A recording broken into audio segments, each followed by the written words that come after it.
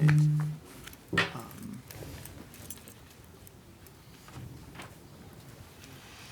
So, very happy to welcome everybody to the Pelham Board of Education meeting of January 17th, 2024.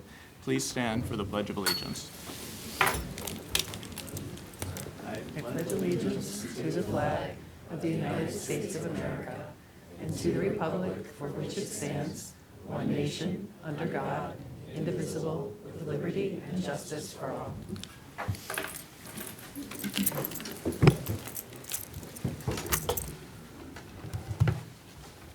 And I'll ask Mr. Rowe for a reiteration of the executive session motions.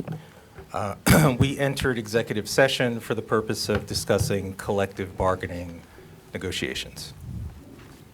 Okay. By way of opening remarks, I just want to welcome everybody. Thank you for coming on this icy evening. I think we could have almost offered an enrichment program and ice skating or something, the way things are around here. We have an exciting evening focused on education in Pelham. Providing an excellent education for every student in Pelham is the top priority for this board and has been one of my most important goals as board president. So we are very excited to welcome our student honoree tonight, Vincent Salerno, and in a few moments, Dr. Champ will speak to his accomplishments and hard work. Also, the board continues our focus on education and high academic achievement for every student by inviting Mr. Berkowitz to provide an update on his vision for Pelham Memorial High School. Dr. Champ will also present a mid-year report on the state of the district and progress toward board goals. As part of fulfilling the educational vision for Pelham and providing the best possible education for every student, the board has interviewed and engaged consultants, Dr. Monica Brown and Prem Aital from the educational consulting firm of Hazard and Young to begin work on our next 5-year strategic plan, which we're very excited about. And from having met them, I just want to say I have very positive feelings. I think we're going to get a great plan out of this process. So with input from the board and the administrative team, over the next weeks, they will begin work on surveys and focus groups to start putting together the 5-year strategic plan.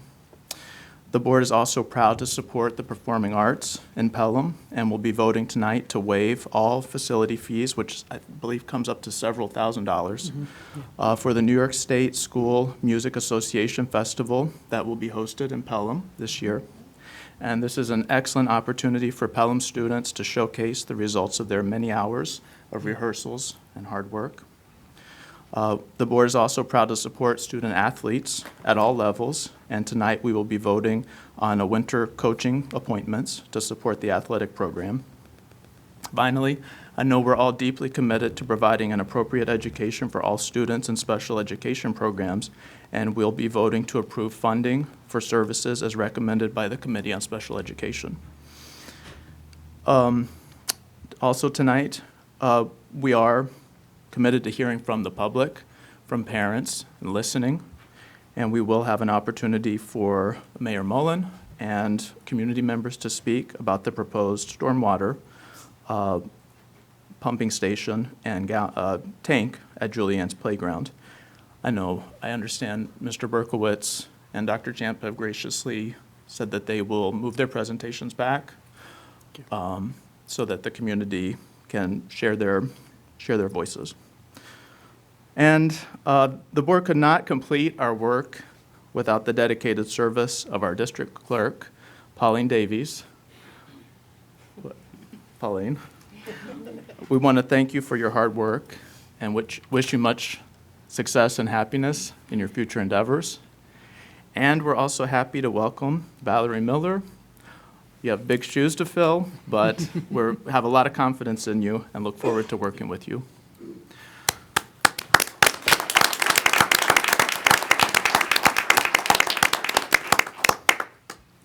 Should we do some? Yes. I'd like to just take a few minutes before we move ahead, just to say really thanks to Pauline. I know she was disappointed when she found out this whole crowd was not here to honor her, but Pauline has been a wonderful real support to me as assistant to the superintendent, as secretary of the superintendent, in addition to clerk for the board. Pauline came in at just the right time. We had a clerk in the district for 22 years, so a long-standing veteran. And then we had a couple years, someone came new to the district, brought some great energy.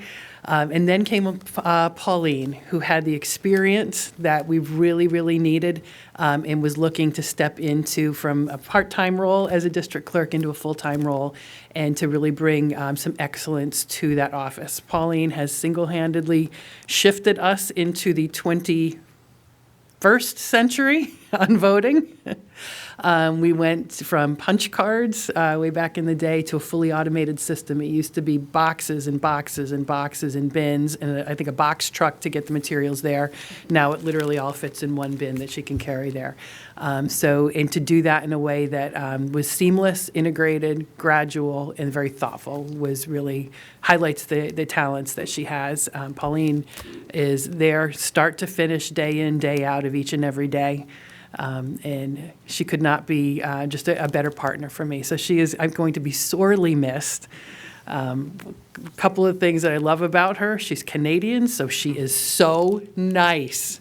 I know that's a generalization, but it is 100% true. She just brought some great spirit and kindness to the office. She's been a great leader in the office, and she manages to keep me going in the right direction. So I just want to probably thank you, Pauline, and wish you all the best. And thankfully, she's not going too far away. She's going to be helping us to transition Valerie, who we're stealing from the high school. So it's nice to be able to move somebody internally up in the district to fill her big shoes. But just a little bit of a gift from me to Pauline, and I know the board has some things to say too.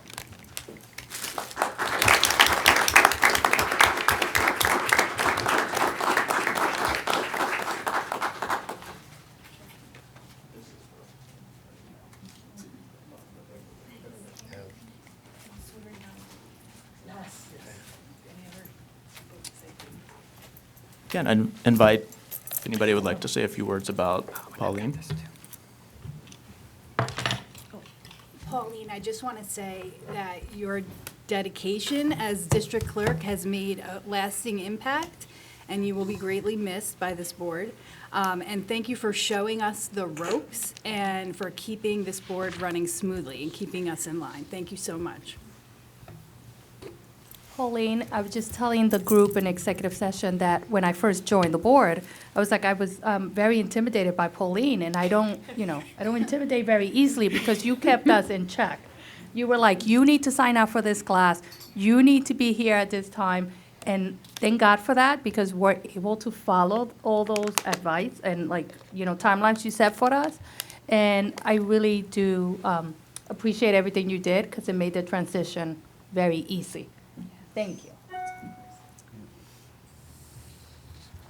Pauline, I know I've only been here a few months, but you've been super supportive. This transition isn't easy. There's a lot to learn, a lot of training and other things to do. So I'm very grateful to you for always answering all my questions and signing me up for trainings, et cetera, and things that I needed. So I wish you all the best. And I agree with that also. We all do. Thank you, Pauline. From the moment I even first was considering running for Board of Election, you were one of the first people I interacted with, and your level of organization and clarity of steps and purpose, like, wow, if this is indicative of how the district is running, I'd love to be part of it. So thank you for living up to that initial expectation. And being on the board, it's a well-oiled machine, but there's a lot of complexity underneath the surface, and you make it look very easy, and you'll be sorely missed. Yeah. And I know I can always count on you to be on top of our policies, all the updates, and definitely reading the election results. Last year, I had confidence because everything ran smoothly and by the book. So thank you so much for your dedication and many late nights. So as one final celebration here, I'd like to read a resolution into the record.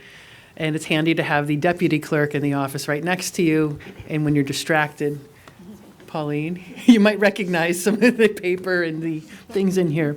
So resolution, whereas the Pelham Board of Education recognizes Ms. Pauline Davies, District Clerk and Secretary to the Superintendent from 2020 to 2024 for her 4 years serving the district as Clerk and Secretary to the Superintendent. And whereas Ms. Davies assumed her position during a transitional time for the district and immediately provided stability and expertise. And whereas Ms. Davies skillfully provided support and professionalism in her role as Secretary to the Superintendent, providing leadership and helping to keep the central office running smoothly. And whereas Ms. Davies administered 3 successful budget votes and school board elections during her time in Pelham, helping transition the district fully to a modern computer-based voting record system. And whereas Ms. Davies' meticulous organizational skills were instrumental in helping the district offices relocate to the Sanborn MAP building. Whereas Ms. Davies has presided over countless hours of board education meetings, taking detailed minutes and spending an enormous amount of time preparing for these meetings, supporting the board as a whole, and being a part of the policy committee. And whereas Ms. Davies is renowned for making highly complex tasks look effortless. And whereas Ms. Davies provided patient guidance to new board members during their onboarding, ensuring a smooth transition into their roles as trustees, and was always available to answer questions. And whereas Ms. Davies' can-do attitude, sense of humor, and abundance of cat photos have been tremendous assets to the district office culture, and therefore be it resolved that the Board of Education, on behalf of the students, administrators, teachers, and Pelham residents, hereby express its gratitude to Ms. Davies.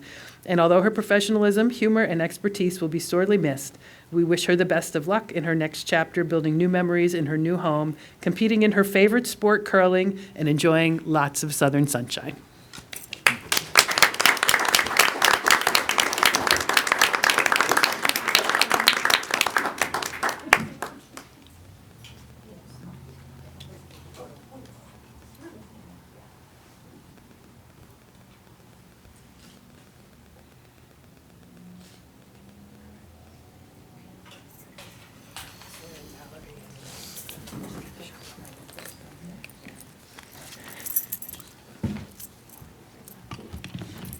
Okay. 3.1. All right. And we're going to vote on this. Swear in Valerie. Do we need to? Yes. We already appointed her last time. Okay. So this is just swearing her. All in. right. Okay, so now we'll move ahead and swear in Valerie.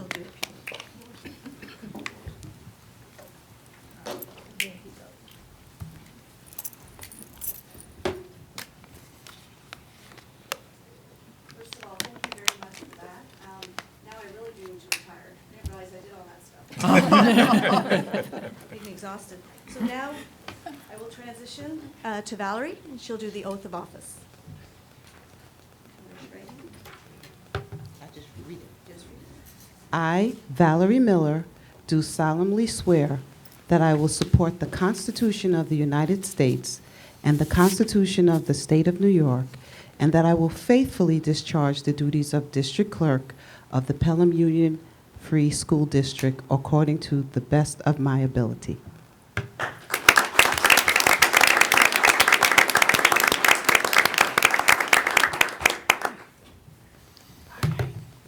Okay. And next, we have a student recognition.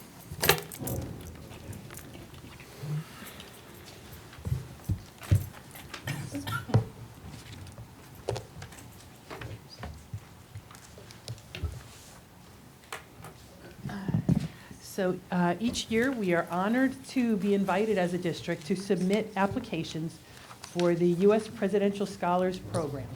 And generally for us, that invitation has come through our local assemblywoman, Amy Paulin.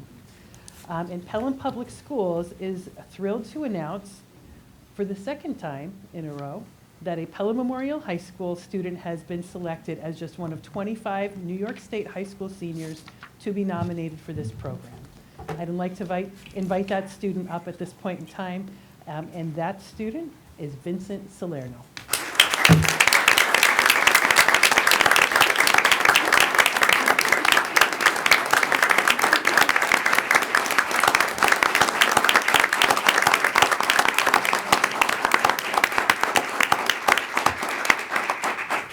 We could not be more proud of Vincent. Just wanted to share a little bit about him, and Mr. Berkowitz, of course, is here to celebrate along with him. The U.S. Presidential Scholars Program is one of the nation's highest honors for high school students. And Vincent's nomination, as I said, marks the second time in the past 3 years that a Pelham Memorial High School student has been nominated. These White House Commission on Presidential Scholars select scholars annually based on their academic success, artistic excellence, essays, school evaluations, and transcripts, as well as evidence of community service, leadership, and demonstrated commitment to high ideals, which fits in so well with the values of our high school. Vincent has excelled as a student at Pelham Memorial High School.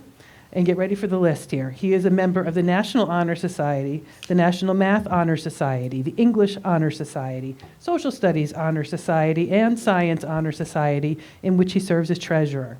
He is also a member of the varsity baseball and football teams and has participated in various extracurricular activities, including Habitat for Humanity, the Stock Market Club, Breast Cancer Awareness Club, Senior Pen Pals Club, the Fight ALS Club, and the Pellick Civic Engagement Club. He's also co-founder and co-president of the Sports Fan Club, which sounds like a lot of fun to be part of.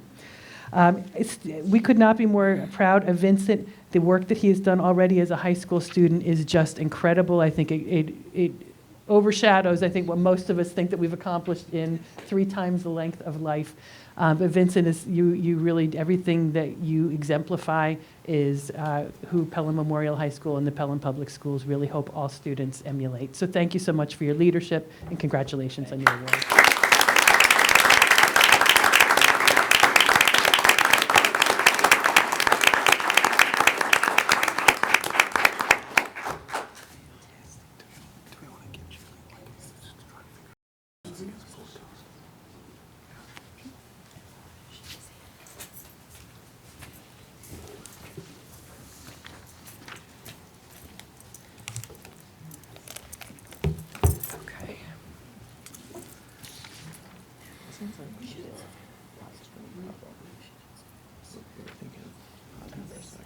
Okay. I can go check. I think they know they're working on it, but it's okay. Anything else can be- You can go ask them. Sometimes it's still working internally. So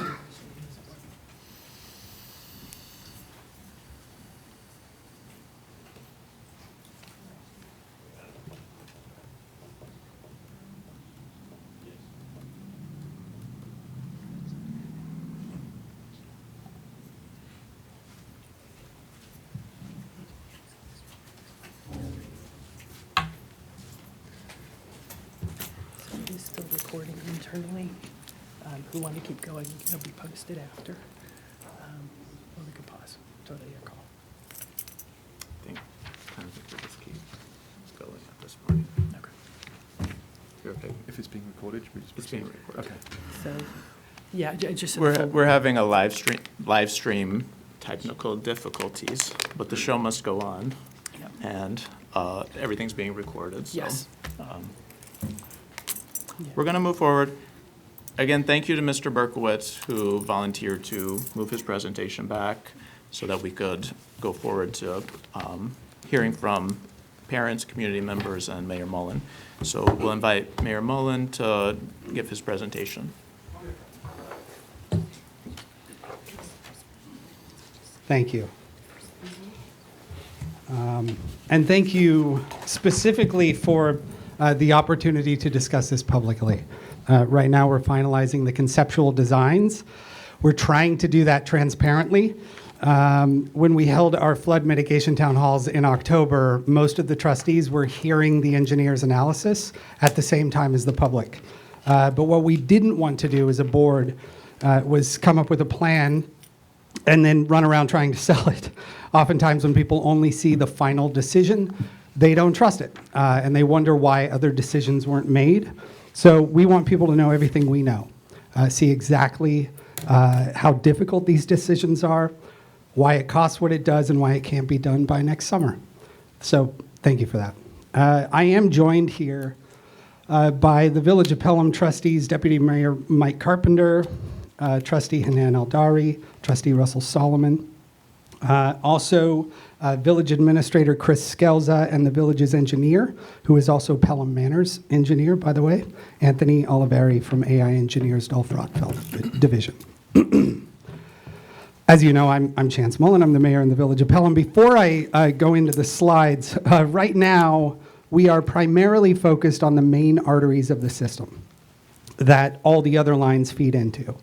After we finalize the conceptual plans, we'll apply for grants. We engaged a grant writing firm in June, and we'll start to do the things that you can't really do unless you're ready to move forward.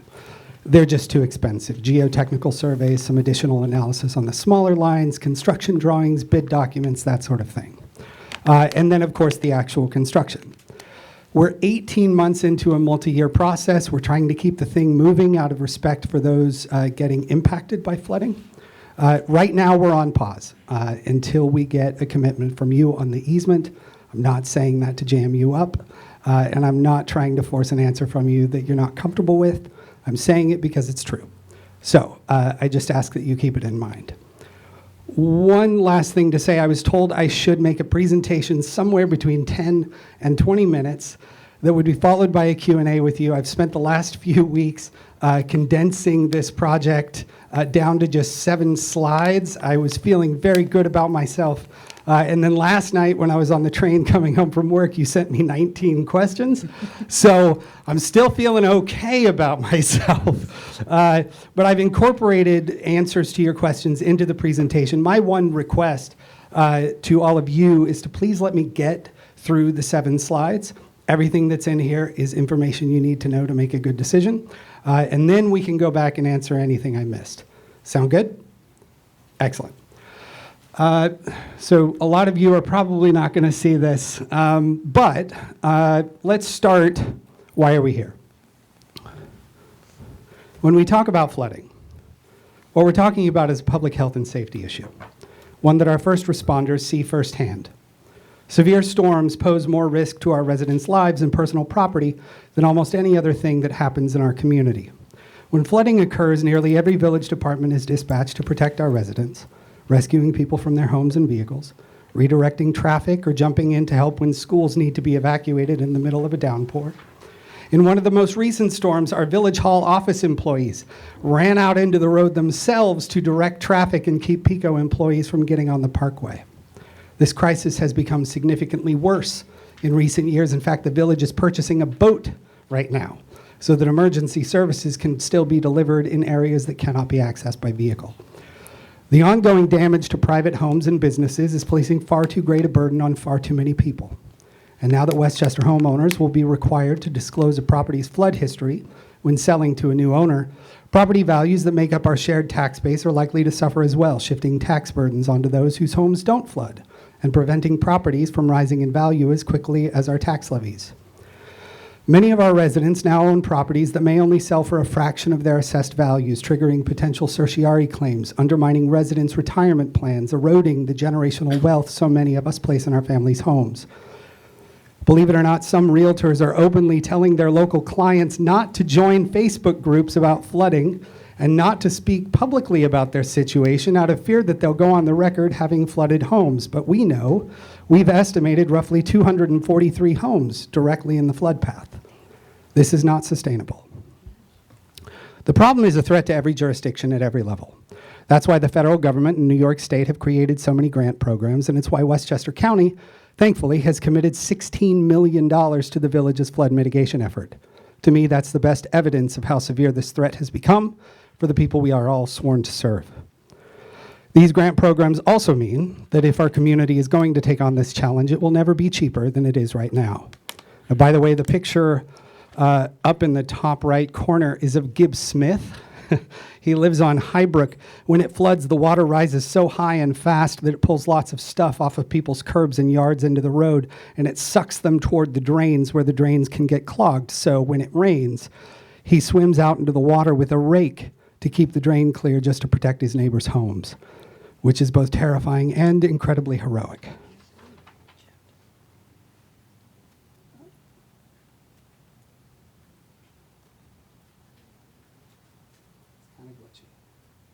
Oh, I was right. Now, slide 2. Our engineers have spent the last 18 months developing our conceptual plan, and that starts with creating a watershed map. I will spare you almost all of the details of that. But the main point is this: by mapping the flow of water through a watershed, engineers are able to understand what the impact will be for different neighborhoods, for different types of storms, and make specific recommendations on how to build resilience. Our current drains are not even adequate to manage a one-year storm. In other words, a storm that has a 100% chance of happening in any given year. Our draft plan would give us capacity to manage storms that only have a 1 to 2% chance of happening in any given year. We're very excited about it. Now, the other thing I want to say on this slide is this: nothing we are planning to do in the village of Pelham is going to hurt anyone downriver in Pelham Manor. All of us have close personal friends in the manor, all of us on the village board. We wouldn't do that to them. When we met with the facilities committee, this was the first question that came up, and we spent a good amount of time talking about it. It's important to remember we're not adding water to the river. The water we're talking about is already going to the river. We just want it to get there under the road instead of over the road. We're also not impacting the peak flows of the river, which is a timing question. Our engineer has confirmed this, and we shared that analysis with you separately. We have also posted it on the village's website, and to be clear, the village's engineering firm is also Pelham Manor's engineering firm. They are intimately familiar with the challenges faced by both villages and are working with us to build solutions for the whole town. Now, I'm going to briefly highlight the two arterial lines that serve this watershed area, but even though we discuss this as two lines, this is one big project for one big watershed.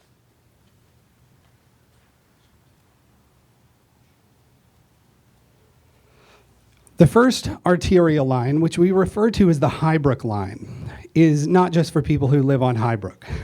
It serves two whole neighborhoods, from Lincoln Avenue all the way down to Colonial Avenue, including Colonial Elementary School, which is right beside the main line. You'll see that it runs west along Colonial Avenue at the bottom as well, collecting water right along the border and from Wolf's Lane and taking it out to the river before it gets to the library. The entire line is too small, and it has obstructions throughout the system. Basically, every home's utility lines run through the middle of this drain all the way down Highbrook. So we need to create a new line that avoids those utilities. Now, there's a good slope to work with for this line. The streets are wide, the front yards are big, so our engineer recommends getting to at least a 25-year. Our draft plan gets us to a 50-year, which means it could handle a storm that only has a 2% chance of happening in any given year. It's a big new pipe.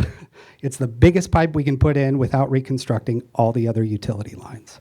Now, putting in this new line is essential for protecting Colonial Elementary. This was articulated in the report pretty clearly, but here's the way I understand it. Right now, there's no capacity in the drain line that runs right in front of Colonial. So additionally, if the river is high, there will be even less capacity or ability for water to flow out of the drain at the bottom. So the line fills up and no new water can go in the line. So the water just flows right over the top of the drains and down the road. And that's how we get a river. So now all the manholes all along there are underwater. They get flooded out. Water always finds a way to get into the lines. Now, even after we've relined a whole bunch of sanitary lines all around the area. Additionally, as long as everyone else on this block has nowhere to pump their water to, there's a pretty high likelihood that they'll pump their water into their toilets and their basement sinks. And that water also gets into the sanitary line. All of this adds pressure to the system, which is so strong, even some backflow preventers are subject to fail. So the point being, until we add capacity to the drains so that water can get to the river, or at the very least hold more water underground when the river is high, there's nothing you can do to protect Colonial Elementary. And that's, of course, saying nothing about the fact that if there's a medical emergency at the school during a storm, our public safety vehicles won't be able to get there. Okay.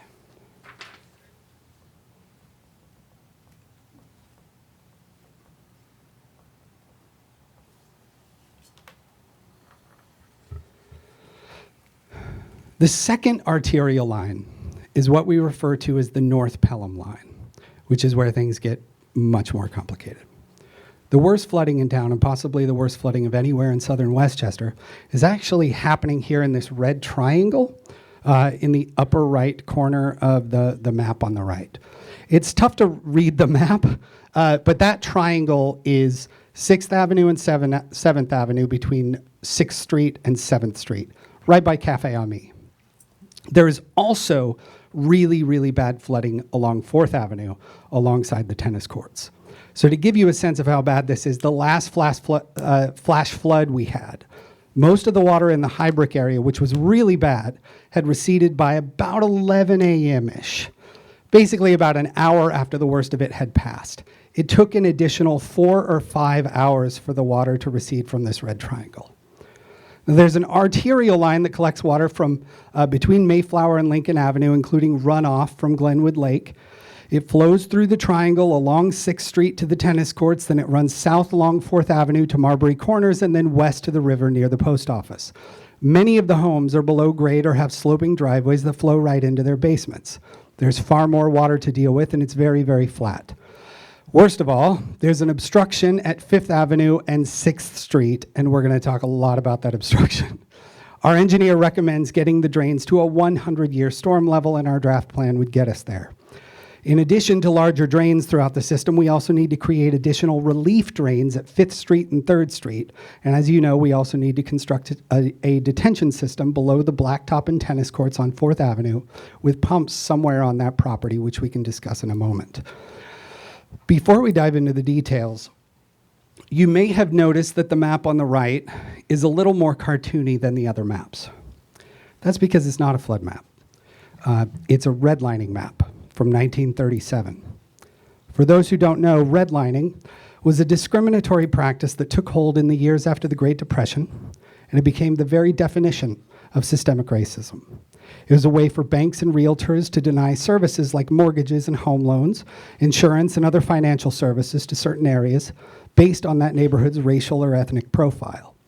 In the margins of this map, researched and organized by the University of Richmond, you can read that this particular neighborhood was redlined due to what was described as infiltration by blacks and Italians.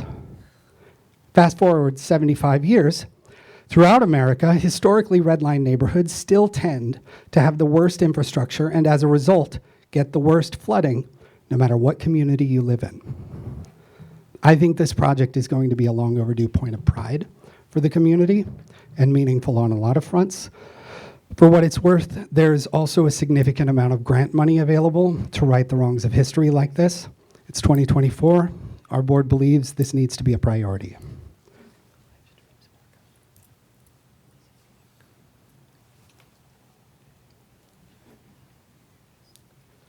Now let's get into the weeds. At the intersection of 5th Avenue and 6th Street, highlighted in the corner, there's an obstruction that's existed since at least 1924. And it's been noted in literally every flood study the village has ever commissioned. This obstruction is the entire reason we are here tonight. There's a sanitary sewer line that runs north to south along 5th Avenue, which crosses the storm drain that runs east to west along 6th Street. Because they're both gravity-fed lines, they're at the same level, and the sewage line actually runs through the middle of the storm drain, pipe within a pipe. To clear this obstruction, one of them has to be lowered. But the second you lower one of those lines, you have to have a pump station for the one you lowered so you can get whatever's in there back up to where it needs to go. So what our engineer is recommending is that we expand the drain and lower it so the water flows past the sewage line. We'll make the drain larger all the way down 4th Avenue, but there's a limit to how big it can get. So during severe storms, excess rainwater will be siphoned into a retention system that's underneath the tennis courts and blacktops. From there, that water will be pumped separately underground to the river through a pipe that outfalls basically in front of my house by Dunkin' Donuts. That way, it doesn't have to flow down 4th Avenue, flooding all those properties along the way. Couple things to say. First, the detention system would only be under the blacktop and tennis courts, and you won't even know it's there. Just like you don't know about all the equipment that's under our streets right now, gas lines, water lines, drainage equipment. The detention system is under the ground. The pumps can basically go anywhere we want them to go on the property. As big as the pump station seems in total, it's relatively small, you can see, compared to the rest of the park. We could potentially put it up along 6th Street or where the current entrance to the park is, or if you'd like to explore blasting the rock on the corner to put the pump station there, or just to open up additional play space, we can explore that. We would like to engage the town of Pelham and the Junior League to find a design that works, since the town is the only jurisdiction that programs this space, and the Junior League is the only entity planning to put money into the park. Now, second, we've earmarked $1 million in the budget for both renovation and restoration. We estimate it will only take about $400,000 to restore the blacktop and tennis courts, as well as anything we need to do to restore in the playground area that gets removed during the construction. So that gives us another $600,000 for upgrades. Now, if you're interested, we'd like to price out the cost of removing the rock. We'd like to price out the cost of putting in a bathroom or a water feature. I believe the town has been hoping for pickleball courts. Our proposal is really based on the assumption that you'd want us to spend our money on things that would benefit the people who use the park, since the temporary closure is where the real impact is. Now, conversely, if you'd rather us take that $600,000 and write a check to the district so you can determine the best upgrades, we can discuss that as well. We're really hoping for some signal of what you think is best. Third, the length of the construction is going to depend on what we do. We're assuming 6 months to a year. It's not nearly as complicated as a whole building, and the detention systems themselves are prefab. But the park would need to close for some period of time, and that can only be determined once we get to that point. Finally, let me add a disclaimer. These designs are entirely conceptual. We haven't done the geotechnical surveys, so there may be things we don't yet know that limit our options. The thing that's most important to us is that we take advantage of this opportunity to make an investment in a piece of land that is really, really important to those of us who live in the neighborhood. We're going to come back to this slide, I'm sure, in the Q&A, but I do want to make sure I'm answering questions about the equipment.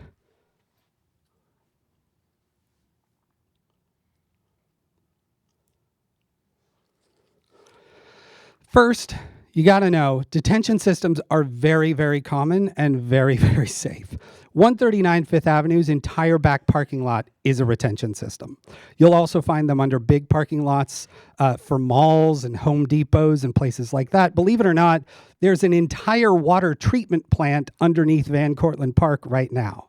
So think of this less like a fragile aquarium or a sinkhole that we're hollowing out below the blacktop, and more like a series of concrete chambers buried below the ground, just like the storm drains are below the road, that reroute the overflow water that would otherwise be flowing into everyone's homes and businesses. What I've learned is that the system can even be designed to filter the water it collects to remove oil and other contaminants so that we can send fresh, clean water to the Hutchinson River. That would be a massive benefit. So I know it's easy to fear things that we don't understand, but in the stormwater engineering world, this system is no more risky than putting drains under our roads or electric wires above our sidewalks. It's been standard equipment for flood mitigation for a very long time.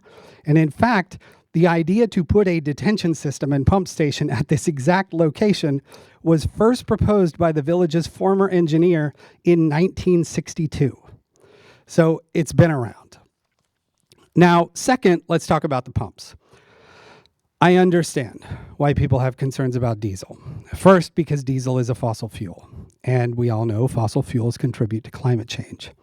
Most concerning is that without proper care, diesel can release particulate matter like sulfur, other contaminants that can be breathed in and cause various health problems. To be clear, the particulate matter we're talking about is already in our air, but it can produce it at higher levels and denser levels. Now, fortunately for us, it's not 1987. And while diesel is still diesel, the technology that uses diesel is wildly different than it used to be, mostly because of the EPA. The Environmental Protection Agency created a system for regulating non-road diesel engines that has 4 tiers, 1 being the worst, 4 being the best. The EU created a similar system with 5 stages. In our engineer's flood report, The engineer's recommendation was for a Tier 3 system, which I believe is what Bronxville has right outside their school. To certify as a Tier 3 system, you have to remove at least 80% of the particulate matter and other contaminants, which is good. That being said, public health advocates and environmentalists have actually been pushing for years to move everyone to Tier 4 or Stage 5 systems. Tier 4 is the highest standard, and to certify, the engines have to further reduce particulate matter by an additional 90% of whatever's left after the Tier 3 certification. So the engine has to remove 98% of these different contaminants using technology called DPFs. There's also ULSDs, DOCs, but DPFs are diesel particulate filters. And the village is very familiar with it because it's the technology in our garbage trucks. The rating system for on-road vehicles is different, but as an example, our garbage trucks have the DPFs, and the air coming out of the exhaust has less particulate matter than the air we breathe in our day-to-day environment. It's much cleaner than what you'd expect, and it's far more efficient too. It's actually one of the biggest reasons why the purchase of our garbage trucks actually reduced our village's greenhouse gas emissions by 11%. So last week, we connected with John Deere. We were excited to find that their newest model of the pumps we want to get would be EPA certified Tier 4 Stage 5, and they were just certified in 2022 with filter efficiency at 98%. So that's what we're planning to do. We're going to put these slides on our website so folks can go, and that's actually a link, and they can check it out for themselves. I'm a believer that the best antidote to fear is good information, and in this case, there really is nothing to fear.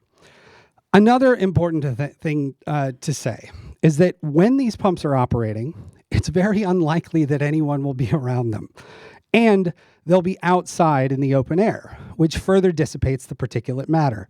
This is different than, say, a school bus, where particulate matter has been measured inside buses at rates that are 5 to 10 times higher than the amount just outside the school bus. These pumps will need monthly maintenance, which we can schedule at appropriate times, but they'll otherwise only run during severe storms, and in smaller severe storms, like a 10 or a 25 year, it's possible that only one pump will even be operating. Last thing to say on this point. The size of the detention system is a benefit when it comes to how often the pumps run. When there's a big rain, the chambers will fill up. At a certain level, the pumps will turn on. That's all pre-designed to ensure the most ideal release of the water into the system, and that outfall process, for what it's worth, is all regulated by the state. At that point, the pumps will drain the detention tank very fast. In a 100-year storm, the whole system can be drained in a little over 20 minutes. And then the pumps turn off until the chambers fill back up. So as big as the detention system seems, the size of the detention system is what allows the pumps to operate less frequently and more efficiently, avoiding the scenario of cycling the tanks over and over again. Now, you have spoken many times, Dr. Owen Mashane, and you've said a phrase in a lot of different forums. The detention system would hold the water from 6 Olympic-size swimming pools. That's mostly right. That's how much water is currently going into people's homes and businesses. And just like the storm drains, we want that water to be underground where it can't hurt anyone. Now, the next point, in terms of screening, that's the easiest part. They'll take up some space, but you can see Bronxville's pumps are hidden behind a fence. It is true, though, that if you use a drone, you will be able to see the equipment. And the equipment is made of metal. In terms of future construction and buildability, that is genuinely complicated. So I do want to pause here because let me just ask. Because some people are really freaked out because they think that maybe you're going to build on the site, or we're going to buy it and then we're going to build on the site. So just for the sake of the public, are you planning to build something on the site? We're not here to. We'll listen to your presentation, but we're not here to answer questions right now. Okay. So we're not sure. Okay, so the detention finished? system, what's that? We're at 25 minutes. Are you finished? If you would like to reschedule this for another time, we can do that. This is a health and safety matter. So what would you like to do? I'm saying we're at 25 minutes. We're on slide 6. Okay, continue. Great. The detention system is concrete, so it's not like it's going to collapse if you put something heavy on it. The problem is that buildings need to have footings and a foundation no matter what you put underneath them. So if you wanted to build a facility, you'd have to incorporate that into the design of the system, or you'd have to redo the detention system if you wanted to build here later on. Truthfully, you would likely just want to put any future structures on the 3rd Avenue side, which you could still do, and then use this area as a parking lot or a play area. It doesn't have to have asphalt on top. You could put a garden or other more natural space on top, and just to make sure we're all clear, if you wanted to build on the blacktop right now, you'd still probably want to put any new buildings on the 3rd Avenue side, because if you put it on the blacktop, you'd probably get flooded. That's why we're here. Final note, it works. And the final thing to say here, the bottom right picture is a before and after of Bronxville's 100-year flood zone. It's a shocking and really exciting difference. This would do an enormous amount of good for the people in this neighborhood. And our system would also have the benefit of being designed with lessons learned from Bronxville's experience. Final slide.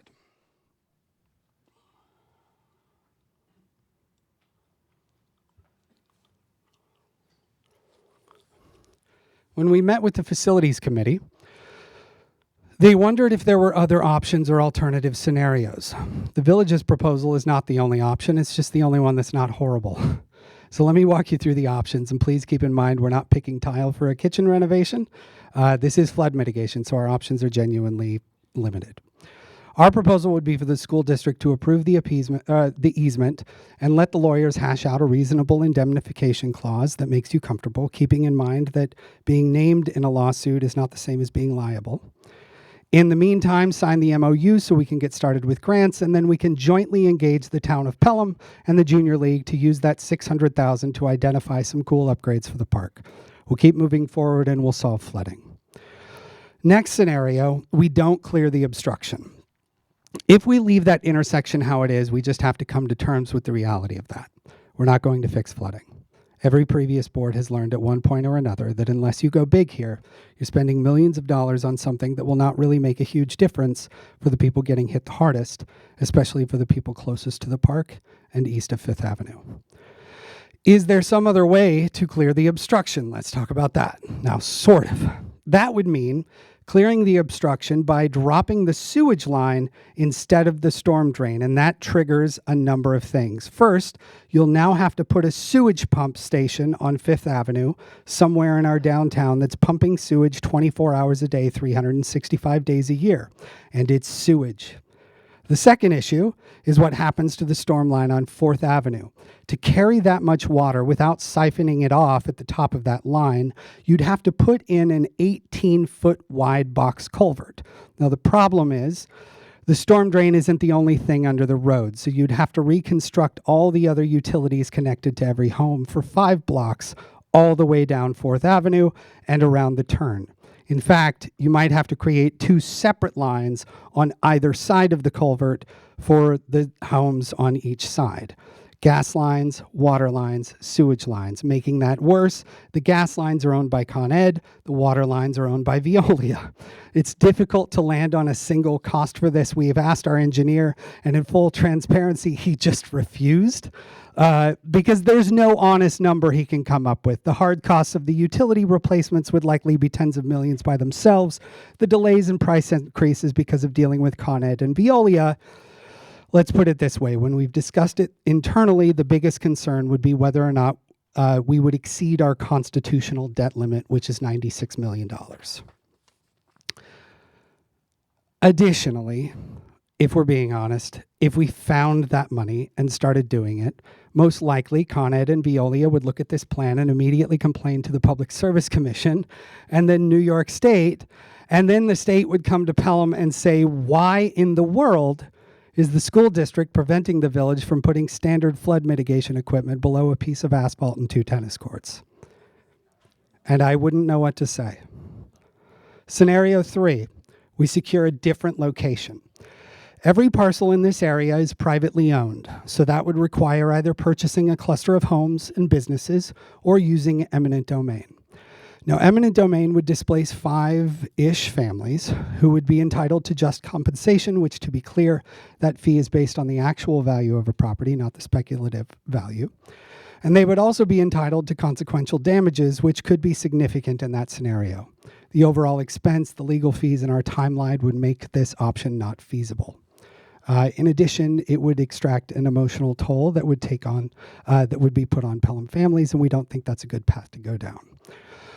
The final option is for the village to use eminent domain to do a partial taking of this property specific to the easement. Under this scenario, the school district would continue to own the property, but the village would secure the easement. It would be relatively less expensive to the village compared to the previous option, and it would certainly be less impactful on Pelham residents.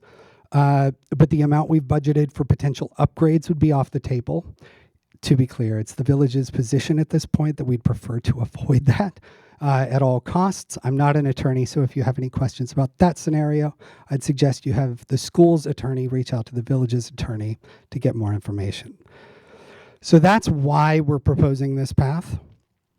Before I open up for questions, let me say this. I'm not sure where each of you stands on this. I know it's a lot to take in. I know that none of you asked for this. And for what it's worth, I'd give anything in the world to not be here right now. But you're a public body that owns land in the village of Pelham. And here we are. Now, fortunately, there's a long history of communication between our different jurisdictions. The village of Pelham runs an entire police station on town property in a town-owned building for a $30,000 a year fee to offset the town's expenses.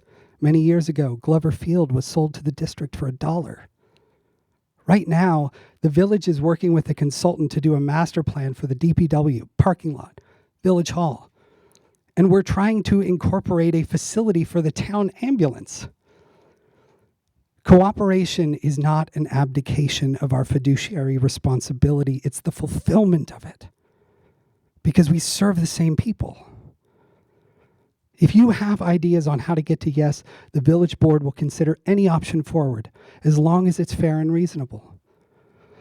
But I also want to be clear that what would not be fair and reasonable is treating the health and safety of village residents as a bargaining chip, or treating this entire issue like it's the village's problem, and the school district will be just fine if we don't address it. If the decisions made by your board jeopardize our ability to solve the problem, or if your decisions add unnecessary expense to an already expensive project, or if we're delayed and we miss out on the grant opportunities that are out there right now, the impact of those decisions will be experienced not by me or my colleagues on the village board. Our homes don't flood. The impact won't be experienced by a local political party or some abstract legal entity known as the Village of Pelham. The impact will be experienced by your students, by your school district parents, by your taxpayers who pay their taxes every year, and 70% of those dollars go to you already, whether they have kids in the school or not.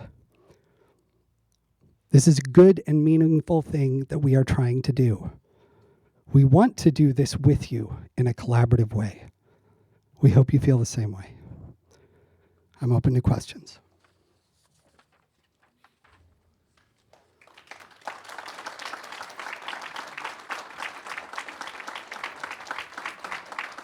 Thank you. And Mayor Mullen did agree to take some questions. People have questions. Mayor Mullen, so it's my understanding that 100 plus years ago, these properties were purchased by the district with a very explicit purpose to preserve the ability to use this land for educational purposes.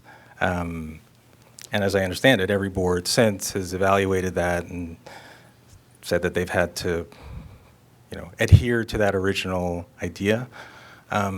And given that, 5 years from now, this room could be populated by a completely different board with a completely different set of initial interests, but still bound by that original vision from 100 years ago, how would you address that? How is this preserving our responsibility to use this property for educational purposes, which includes potentially preserving Julianne's playground, but how would this be consistent with that obligation? Bound by what? It's my 'Cause understanding. It's not on the deeds. Okay. So your understanding is we're not bound by any educational purpose. You've had the property for 100 years, and you haven't built on it. So what are we bound by? In a village that's 0.8 square miles, we just going to, what are we doing? Okay. We have an opportunity to save a whole bunch of homes and families. So I guess weigh whatever that is against the benefit to our community. Yep. Okay.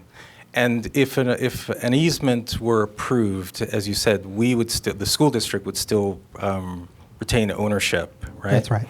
So what? And I think you're saying there'd be some kind of indemnification. Of course. And as you say, just because you're sued doesn't, you're hoping that an indemnification would protect you or us. Well, let me say it this way. The village has been named in school district lawsuits that were personnel matters just because you operate in the village of Pelham. I can sue Deputy Mayor Mike Carpenter tomorrow for anything I want.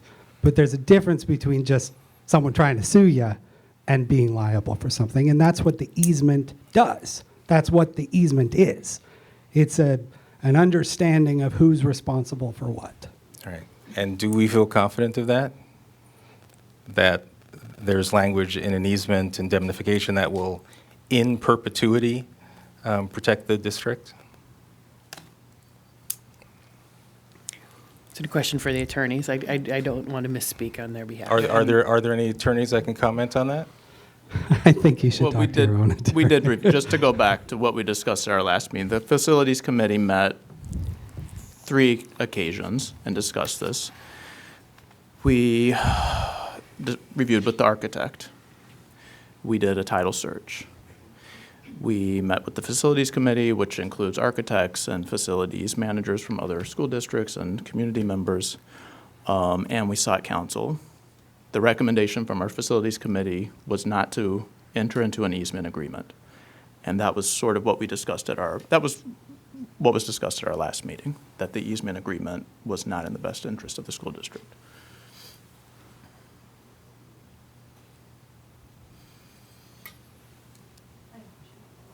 Sure.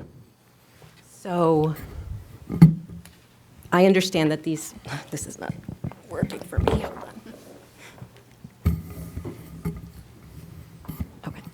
I understand that these systems have been around forever and are all over, thousands of them. If I listen to your Tens of podcast, thousands. tens Yeah, of thousands. Maybe more than that, actually. And this may seem like just a what-if kind of question, but I'm going to ask it. What if Sure. it doesn't work? Well, you mean if it doesn't work to reduce flooding? Yeah. Like, Well- what are the chances of that? Sure. Anthony, do you want to speak to that? I don't know quite. that'd be great. I mean, if it doesn't work, then we get flooding, which is what we have now. And we get flooding specifically there, which No, I is guess what we have now. I guess what's the chance that how successful have they been in other Incredibly places? successful. Do you want to? Yeah, why don't Yeah. you speak to that? Just to be clear, that's the difference in Bronx. No, I see that. I'm just trying to get a sense of, have there been situations where you've run into problems that they've not worked? I mean, is this on? Yeah. As the mayor mentioned, using detention systems for stormwater mitigation is widely done. It's not theoretical science. It's something that we know works. Mm-hmm. There's 3 million gallons of storage there. As the mayor mentioned, that large amount then reduces the cycling of the pumps. The pumps are going to evacuate that water at a certain rate. Predicting the water runoff from a watershed is not a mystery. We know how to do that. We're designing this thing to work. It's going to work. I can't imagine a situation where it's not going to work. We're not relying on the ground to infiltrate water. That could be, the ground is saturated, doesn't work. This is taking the water and moving it out and taking it away. And there's a volume there. It's sound engineering practice. It's something often used. Okay, thank you. While you're standing there, maybe you could speak for a minute to what Mayor Mullen was talking about earlier about the impact on some of the other communities or lack of impact from a project like this? Yeah. In terms of, I guess, the peak flow and whatever else would be relevant. Yeah, we took a look at that. That question came up several weeks ago, and one of our sub-consultants that we work with actually had the detailed analysis that he had worked on the Hutchinson River. It's called a HEC analysis. And so he has the timing in there for the peak flows of the Hutchinson River during the 100-year storm. And, we use a 24-hour storm event as kind of the design criteria. The peak flows in the Hutchinson River in a 100-year event reach at about the 17th hour of the storm event. We're just changing timing that we're sending the water out, as the mayor mentioned. There's no new watershed areas entering the Hutchinson River. And our peaks enter at about the 12th hour. So there's an offset. So you don't see any appreciable increases in peak flows in the Hutchinson River. So you're not going to notice a difference if you're observing the river. Again, we're not adding water. We're changing timing. We're changing routing. We're putting the water in at 3 locations instead of the one at First Street where everything goes there now. The old maps from 1924, it showed a stream going down basically around, down the 4th Avenue corridor that ended up going out actually under where the railroad is. And so this is the corridor where the water just naturally goes. And we're not changing anything in that respect. Hi, Mayor Mullen. Hi. I have a question for you. Hi. Yeah. Because as I was listening, so you have these 2 separate kind of work projects. Right. The Highbrook line, totally separate from the pumps and the tanks, that will funnel the water down. That's the water that hits the backflow that goes into Colonial and Wolf Lane, and so that could proceed regardless of anything else. When we go out for grants, first of all, I've made a commitment to the community that I'm not going to fix one neighborhood and then leave the historically red line neighborhood to fend for itself. I'm not going to do that. And the village board, I think, is unanimous in that perspective. Now, additionally, strategically, it actually, if we're just going to talk numbers, doing this as one big project is likely going to get a good chunk of it paid, whereas going out for grants for a small part, relatively, in a higher income neighborhood is probably not going to get a lot of grant support. So we feel like there is a moral reason and there's a strategic reason to do it this way. Now, when we start getting down to construction, then you're going to be piecing it together, trying to get things done without tearing everything up at the same time. But where we're at right now, the whole thing is one thing. It is one big watershed, and we're going to fix it. I guess the question is, does that water from Highbrook then get funneled or is it being shipped somewhere else? Is the water from Highbrook getting funneled to where? To the Lake Powell? No. No. So it can be done as a separate project. Sure. You just don't want it to be a separate project. This is what we signed up for. Yeah. When the board's done with questions, they can come up. You mentioned there are a lot of these systems, across the country. Is it common practice or common to have them on playgrounds or in parks that are in kind of a densely residential area? That's typically where you put them, right? Yeah, I mean, the large detention systems are designed to go into, parking lots, open spaces. That's the point of it is to not take up land space, let's say like an open pond. You know, you want to get it underground, this way you could put your parking lot over it, or put your park over it, or, so they're all over the place, underground. We mentioned Bronxville. There's a detention system under the field there. They used, it's much smaller, and I think that's why they're maybe cycling differently with the pumping, but. They started with 2 pumps, and then they Yeah. added more pumps to try But, to bring it up. And they used like, it was smaller, so they used just round diameter pipes in a gallery. We're proposing large precast concrete structures that'll last 100+ years.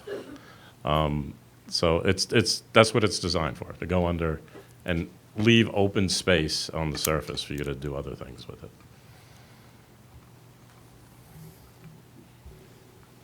I think you may have alluded to this, but I just want to make sure I understand. How often will the pumps need to be run for maintenance purposes, to be cycled, to make sure the fuel doesn't separate, things like that? It's monthly?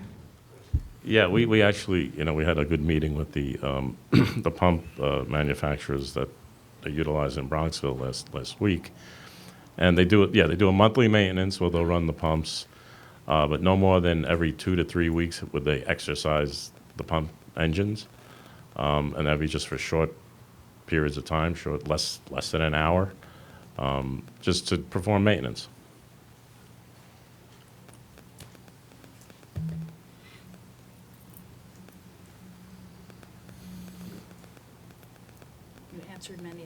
You answered many of the questions. I tried. Okay, thank you for Thank you. joining. Thank you.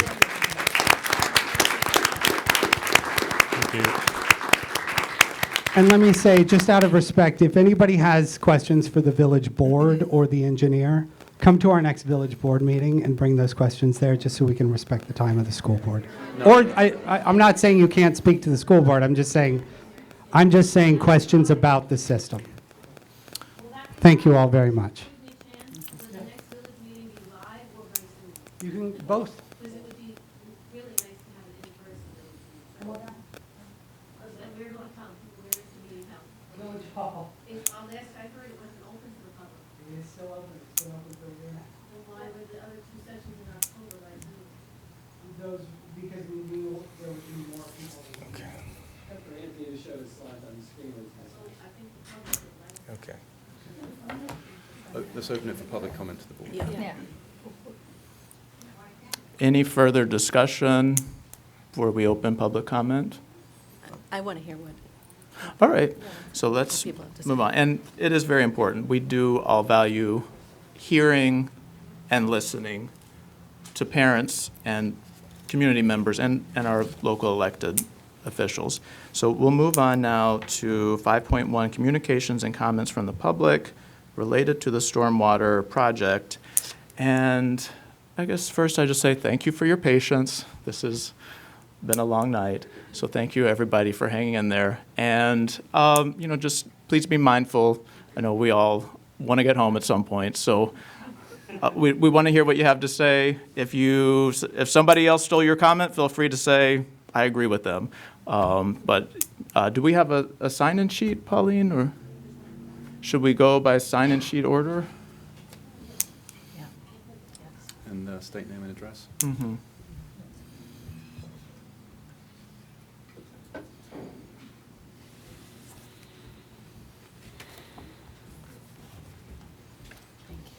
Okay. Thanks, Alex.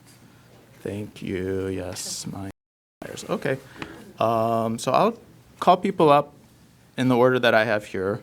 If you could just restate your name and address. I see Rosemary B. Brooke. Oh, if you'll come to the microphone, please.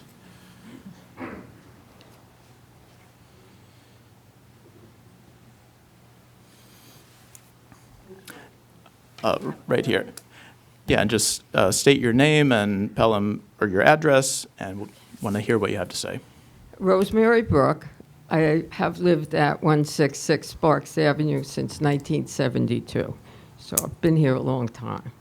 And I'm a little overwhelmed by everything that's been going on here because it's rather long. But The first thing I want to say is that I am very much in favor of some type of flood mitigation project because the entire town needs one. Having had to call the fire department to ask if they could come to pump my basement out and being told, well, you have less than 2 feet, but people at other parts of town have 3 and 4 feet. We can't come right now.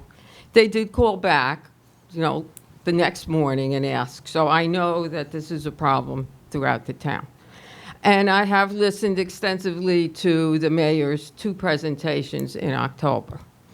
And since there hasn't been a public hearing or comment where we are able to just talk about that, I want to say just 3 things. One is the plan for High Brook is a 25-year storm plan, and I really feel it should be at least a 50-year plan because the presentation was a 25. The mayor said he would look into it. I don't know if he did or not, but I just want to go on record saying it should be at least a 50-year plan.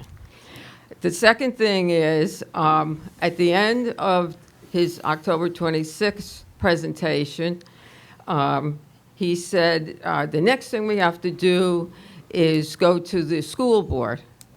And I don't think there'll be an issue with that. But if there is, we can either take 4 homes or we can go back to the drawing board and look at another type of project. I'm here to ask that's what the mayor should do, is go look at another type of project that does not involve school property, does not involve Julianne's playground.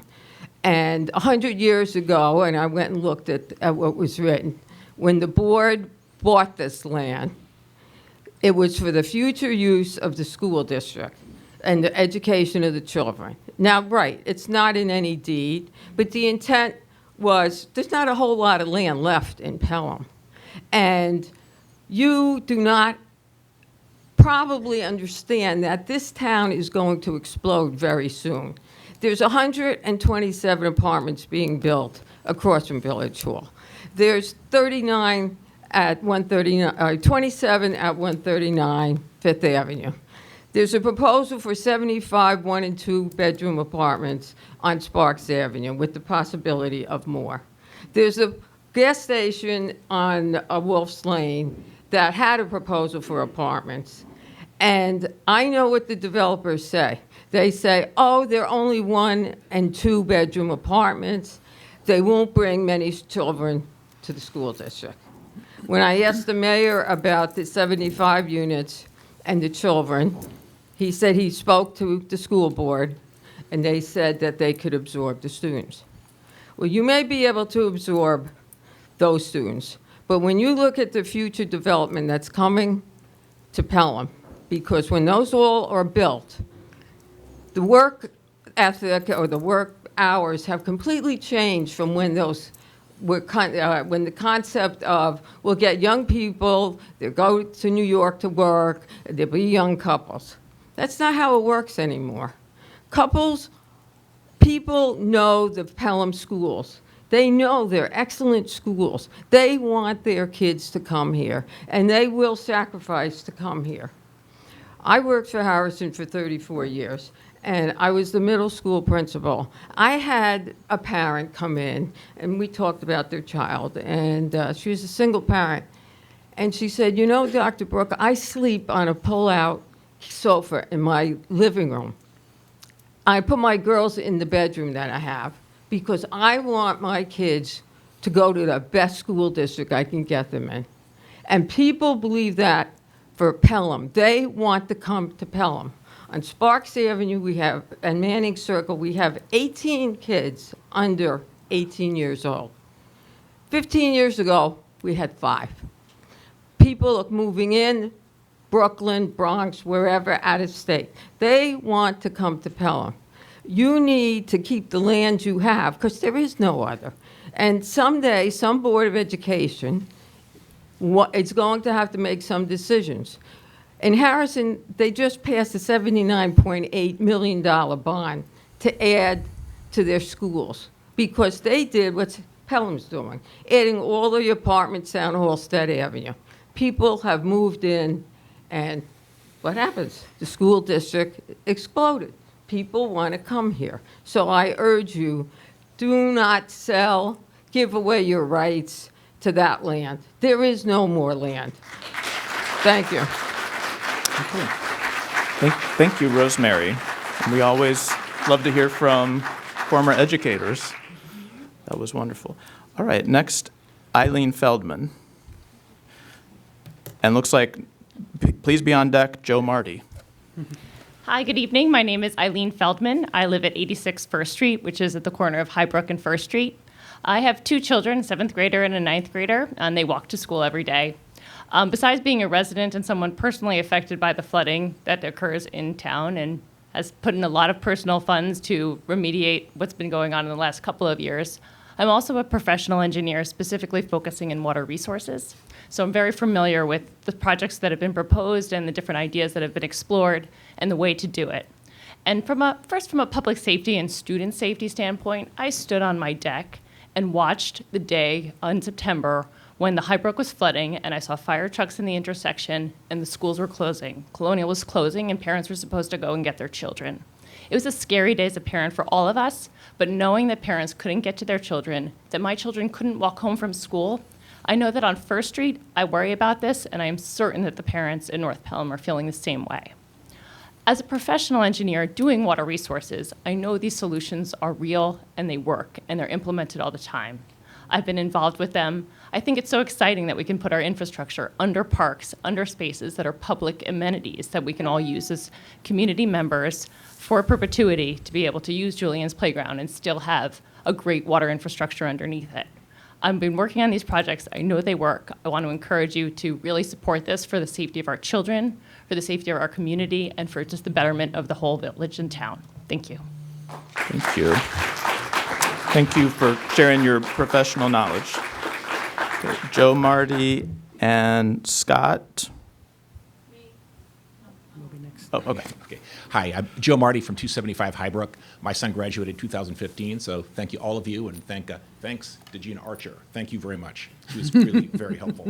I wanted to talk about 3 things. One, I wanted to focus very briefly, since I think you've heard some of the risks of flooding. You've heard it. I want to hit on a few other things. 2, I want to talk about, I would like to support what Mayor Mullen was requesting. However delivered, however consummated legally, I want to support what the mayor's asking for. There's real promise in fixing flooding with what he's proposing. And finally, I wanted to make a pitch for your cooperation. Your cooperation as a partner with the village in fixing this. On the 4th, 5th, 6th, 7th, 8th Avenue in North Pelham, they've lived with this misery for years, and it's getting worse. They lose furnaces, they lose washing machines, they lose valuable things. They're probably not even using, many of them aren't even using the basements for something that would be considered living space, but they have things down there that get ruined year after year after year, and it's getting worse.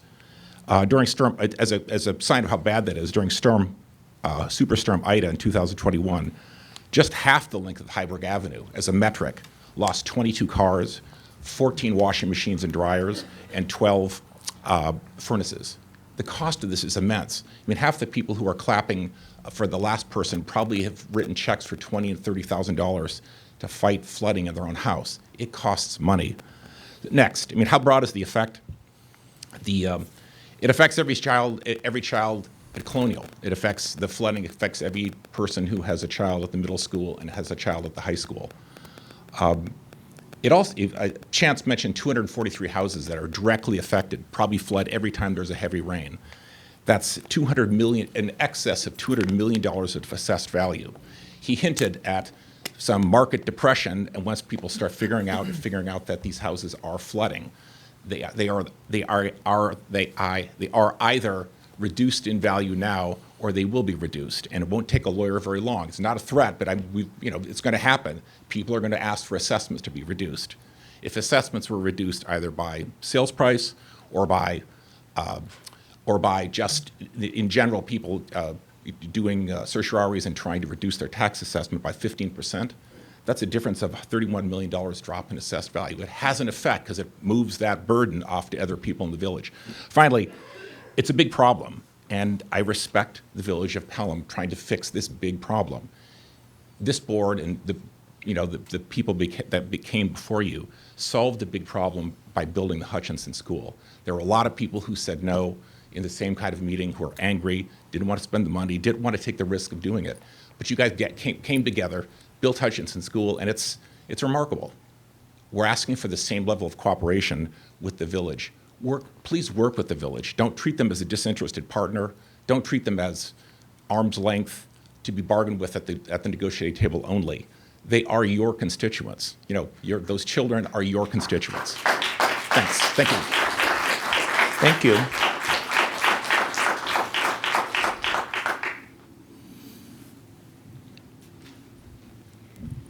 I will keep it brief. Thank you for listening. I've been a trustee for 2 terms, so I know that this is hard. Just say your Zaira Ferrara. I'm at 201 Highbrook Avenue. I'm on the corner of Highbrook and First. I have already spent more than $35,000 due to flooding over the last couple of years. Even though I have 2 sump pumps and other systems in place, it's just not enough. Things have changed. I really urge you to consider this easement and just find a way to really make this work. I think as others have said, we've worked together before and we can do this again. I know that there were some questions about, can we do the Highbrook corridor but not do North Pelham? As someone who lives on Highbrook, I find that not to be a solution. We're neighbors, we're in this together, and if we're gonna fix the Highbrook corridor, we cannot leave North Pelham behind. We just have to do this as one project, take advantage of the funding that is available now and might not be available in a couple of years. And again, let's think of this as, we're all neighbors. We're in the same town, and this impacts all of our kids. Thank you. Thank you. Is there Scott Bandolph? Oh, sorry for mispronouncing. Hi, Scott Bardolph, 455 3rd Avenue. I just signed up thinking it was a sign-up sheet for people who are coming, but since I have your time, I live on 3rd Avenue, and my wife is here tonight so we live across from the playground. And I really liked your question. 100 years ago, the educators, you guys bought that land to educate children. That park is sacred to the town of Pelham. Is there nothing sacred anymore that we have to, we're going to resort to a playground where children learn how to ride bicycles and learn how to walk? I know every inch of that circumference where those machines are going to be. I get the problem of climate change and flooding. My basement floods. I had to max out a credit card this past fall to buy materials to mitigate my flooding, which I did. And I get the need for people who need assistance, but to rely on the Board of Education to solve the Village of Pelham's problems seems insane that they would resort to Julianne's playground. Go up to the Sanborn Map Factory. There's tons of asphalt up there, parking lots up at the map place. Under the gazebo, if now we're just throwing parks out, let's do it in Chester Park. I'm being facetious. Go back to the drawing board and find a different spot for the diesel pumps that are going to be a nightmare for that park. If they're going to be above ground and they're going to be visible and take up a footprint of that asphalt, that's a terrible plan. As educators, what's more sacred than little children playing soccer there every day, waiting for the ice cream man to come, and now we're going to implement these. It seems insane that the words are even coming out of my mouth that that's an option to a sacred space like a playground in a town that's shrinking, that people come from all other towns to come to that playground because that is a sacred spot for young parents. My kids learned how to walk on that asphalt. And it just seems that you need to go back to the drawing board. I don't think you guys need to finance this operation. And I commend you and thank you for your service, and thank you. Thank you. Okay. This is from the Pelham Examiner from from the Anthony Oliveri, who works for Dolph Rotfeld Engineering, who I believe is the ones who are doing this project, is that, quote unquote, as engineers, we can't tell you that we'll solve every flood event. So now we're talking about 25-year, 100 storms. Next year, it's going to be a 200-year storm as climate change gets worse. And they're saying in the article that they can't guarantee that what they're going to do will work. I'll end with that. Okay, thank you. Allison Anderson. Hi there, I'm Allison Anderson. I live at 231 Nyack Avenue. I have a son at Colonial and a daughter at the middle school. And I really just want to voice my support for the Board of Education in collaborating and coordinating with the Village of Pelham in flood mitigation. Pelham, one of the things I love about Pelham is that it's a community that prides itself on the importance of community, including in the context of our school community and the communities around our school. And the flooding that we are facing now, and indeed, as everyone have pointed out, what we will be facing in the future is going to be getting worse and worse. It not only impacts it does impact our children's ability to learn, which is directly, the purview of the Board of Education. I see this in my own children. My son, has faced the flooding at Colonial, is anxious every time it rains a lot, constantly asking me, Mom, do you think that the bathrooms are going to close at Colonial again? Is there going to be a problem? What if you're not home? What if you're at work when I get sent home? So this is a problem that is directly in the purview of the school system, the flooding in Pelham. But it also impacts children when they see their ability to learn, their ability to function, their well-being, when not just the schools, but the streets flood around them, their homes flood, and their neighborhoods flood.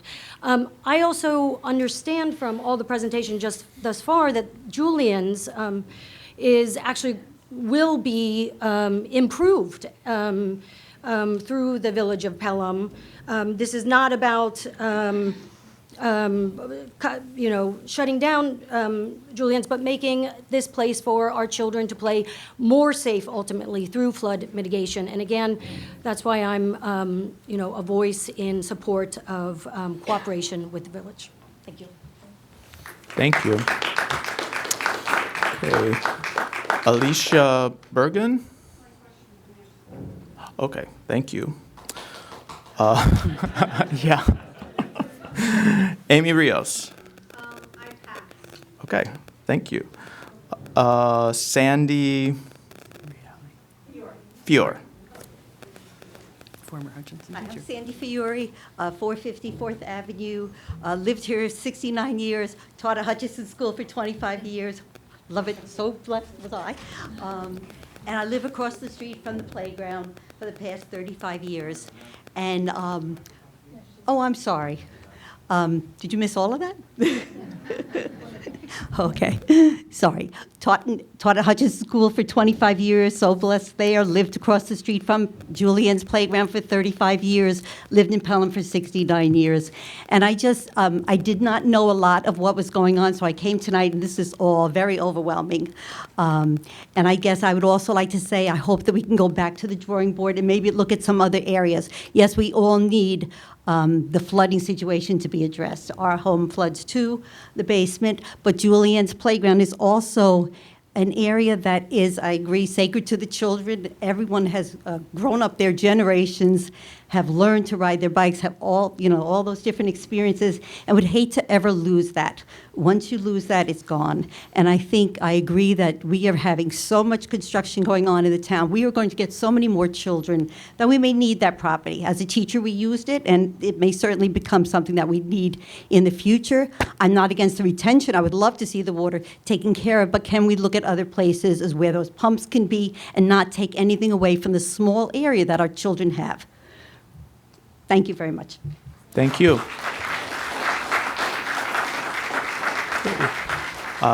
Peter Camardella.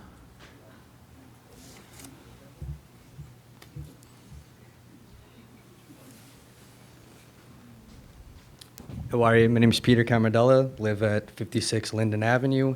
I'm in agreement with our friends from North Pelham that Juliennes should not be imposed on. We want to take nothing away from our friends and neighbors in the Heights. The Highbrook project should be a completely separate project. Yes, it does affect Colonial School. Yes, it should be addressed. Yes, our mayor and our village board should also look at alternative plans, like he mentioned, that the engineering firm, he said, blatantly did not want to price out. Do we maybe go to another engineering firm that can price this out, that can look into it? And you giggle, that's funny, I'm glad. But you know what, if they don't want to do it, there are plenty of other engineering firms out there. No, I'm sorry, we didn't miss the point. This is our town. I graduated in '04. I'm glad it is yours also, but it's affecting a lot of people. My parents still live 2 houses down from the playground. My children still play at that playground. We talked about particulates, and 80% of it gets evacuated and filtered out. That's still 20%. Those particulates are gonna land somewhere. They're gonna land on playground equipment where our children play. It's utterly insane that that's even an option. I thank you for your time, and I commend you guys on the difficult decision you're gonna have to make. Thank you. Thank you. Okay, Colin Lee Sang.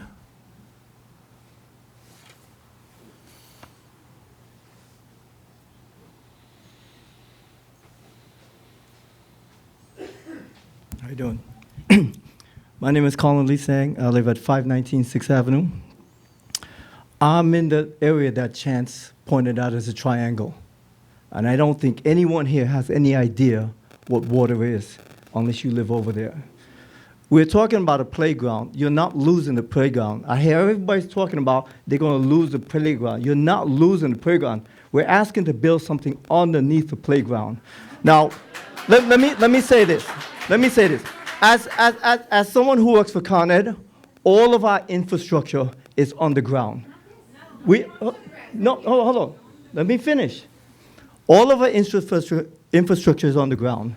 We have steam, we have gas, we have electricity. In Lower Manhattan, due to the flooding from Sandy, they took on a project to build walls around all of Lower Manhattan to protect the residents. Now, regarding the question, will it work? It will work. The Romans have used this technology. The city of Tokyo in Japan, they have huge underground caverns. Singapore uses the same thing. If you ask, will it work? It will work like the wheel. Water will flow into an open pit. You will not lose the playground. Now, in terms of diesel, you talk about diesel and particulates. You could also use what they call renewable sustainable diesel, which has 90%, just in the fuel alone, has 90% less reduction than regular diesel. Combine that with particulate filter, it's like a UPS truck sitting in front of your house and you having a heart attack. It will put out less than a UPS truck. If you're afraid of diesel, we could even explore what we use in Con Ed, we move water, is we use electric pumps. So you could go to an electric pump, but you're not going to lose the playground. And just so that everyone understands, it's not the kids that use the playground. The kids in the flooded area use the playground also. We're not losing the playground. We're asking to build something underneath the playground.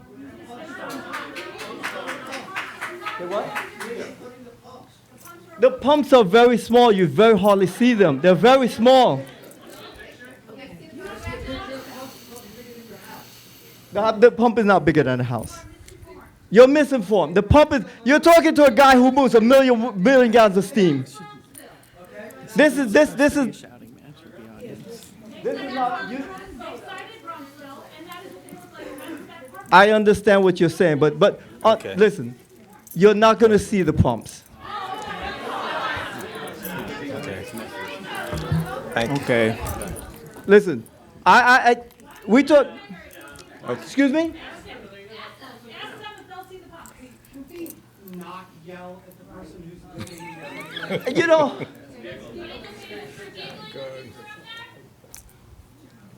Okay, thank you. That's the end of the sign-up sheet, but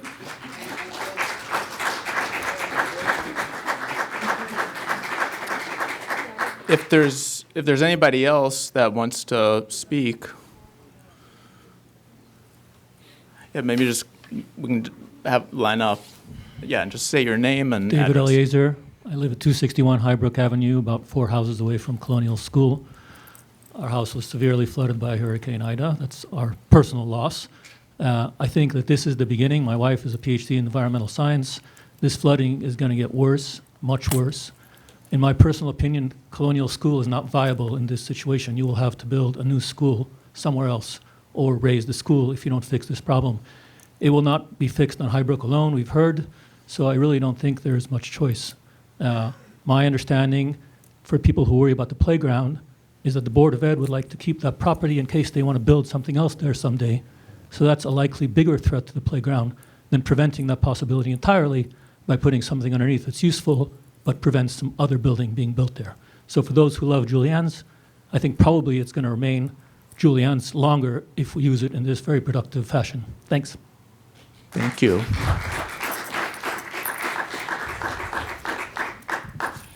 Marin Zielinski, 61st Street. Thank you all. You're all volunteers, and odds are none of you are enjoying this hard balancing decision, and so is the Board of Trustees for the Village of Pelham, I have no doubt. I think it's worth underscoring one of the last things that Mayor Mullen said, which is that he wishes he were not in this situation. And what I heard is someone who is a messenger, who has clearly spent a lot of time making sure that he educated himself as much as possible on what the options are, and trying to debrief all of us and you on what the engineers have been saying for more than 60 years. You have to do what you feel is best for the school board, and the village board has to do what they feel is best as well. That's all of your responsibility, obviously.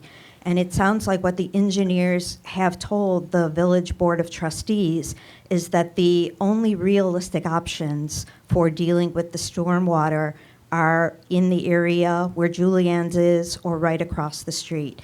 In terms of researching other options, maybe if you wanted to spend $10 billion, your possibilities would open up.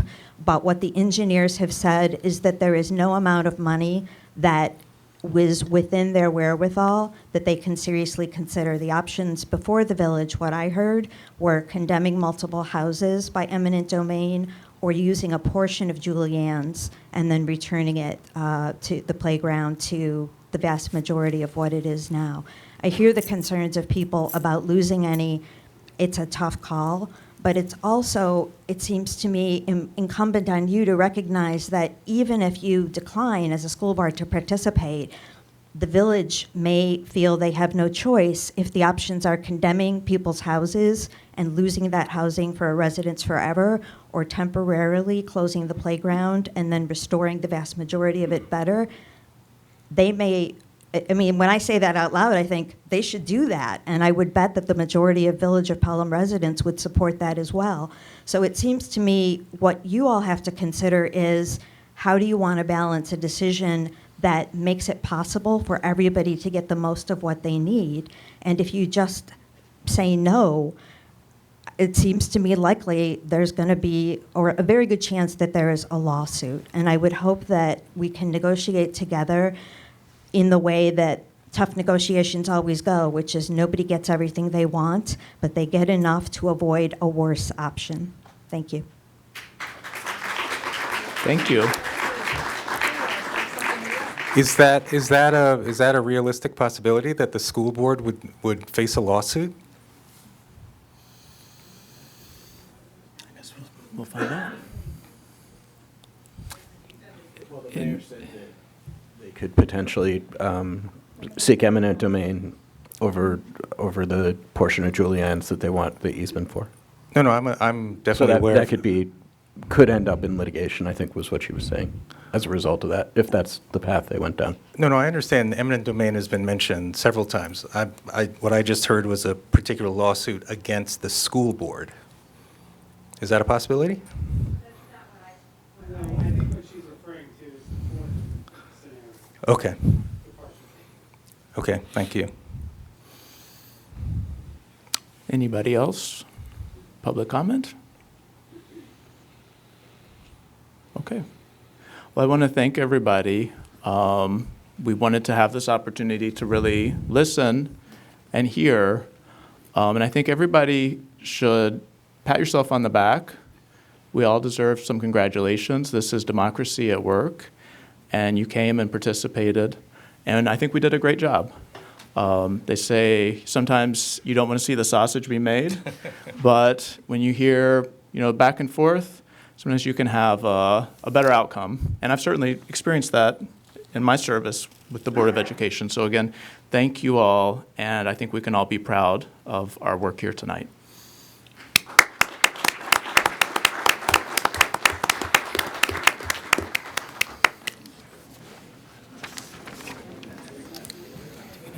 Do we need a break?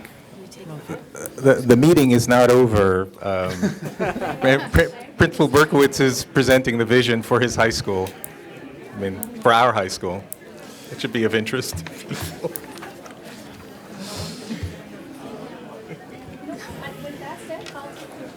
All right. Yeah, might as well. Yeah, take a bio.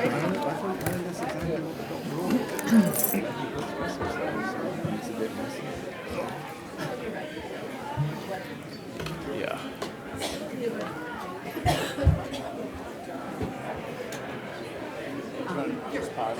I was afraid it was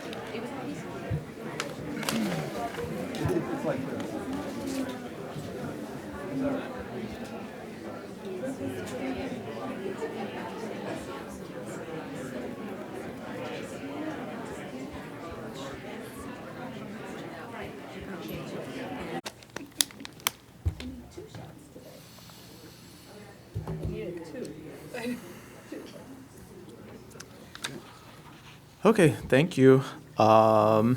Just, I guess, an announcement. As we heard, there was a live streaming problem for the beginning of the meeting, but it was recorded, so the full thing will be uploaded on YouTube soon. And now we're ready to move on to, where is it? Mr. Berkowitz report on the vision Yes. for Pelham Memorial High School. Yeah, and I just want to thank Mr. Berkowitz for coming back tonight. I see Dr. Callahan's here in support too, so appreciate you being here and appreciate especially the late hour. Really look forward to hearing from you, and I just thought it would be a great opportunity to bring Mr. Berkowitz back to give us an update on, we heard from him about a year ago in a very thorough work session with a large faculty turnout. Here he's by himself tonight with Dr. Callahan, but just to give us an update on the great work that's been going on at Pelham Memorial High School in the last year. So, Mr. Berkowitz, take it away. Thank you so much, Dr.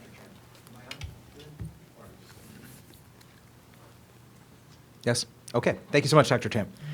Yes, Dr. Champ, as you said, Dr. Champ and members of the Board of Education, thank you for welcoming me here this evening. Nearly 1 year ago, I had the opportunity to stand before you with members of my team to present a vision for Pelham Memorial High School that had been crafted over the prior 10 months with stakeholder feedback. And tonight, I'm here to present a brief overview of our year-to-date accolades, re-articulate our vision, present our year-to-date progress, and identify our important next steps.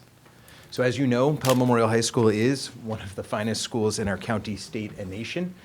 Some of the recent accolades to share are not only our statewide and national rankings, but just this year and new this year, we received the distinction of being an AP school, part of the AP School Honor Roll, Platinum with access. To be clear, the AP has placed us in the top 6% of all schools across the country that offer AP courses based upon our student performance and the range of students' access to the wide variety of courses we offer. Once again, we are pleased, proud, and honored to have Regeneron Science Talent Search Top 300 semifinalist in our nation's oldest and most prestigious science and math competition. This year, for a second year in a row, we have a student that received a perfect score on an AP exam, most recently in computer science principles. As you know, from the fall, 4 National Merit Scholarship semifinalists, 2 Presidential Scholar nominees in the past 3 years, most recently this evening's honoree, Vincent Salerno. And of course, the recent congratulations to our colleagues, Master Teacher, Mr. A.J. Quackenbush, Master Counselor Luis Barcelo, and upward growth in our Regents and AP scores from June 2023. When we stood here before you a year ago, we presented a vision, which I'd like to restate. Ours is a vision of excellence, inspired by tradition, we're a 102-year-old building, and empowered through community, guided by 3 core values. We are working each day to inspire our students to achieve their full potential within and beyond our classrooms. We're working each day to help our students create high-level demonstrations of learning across the disciplines, and it's critical that we create a strong sense of community and develop students of character.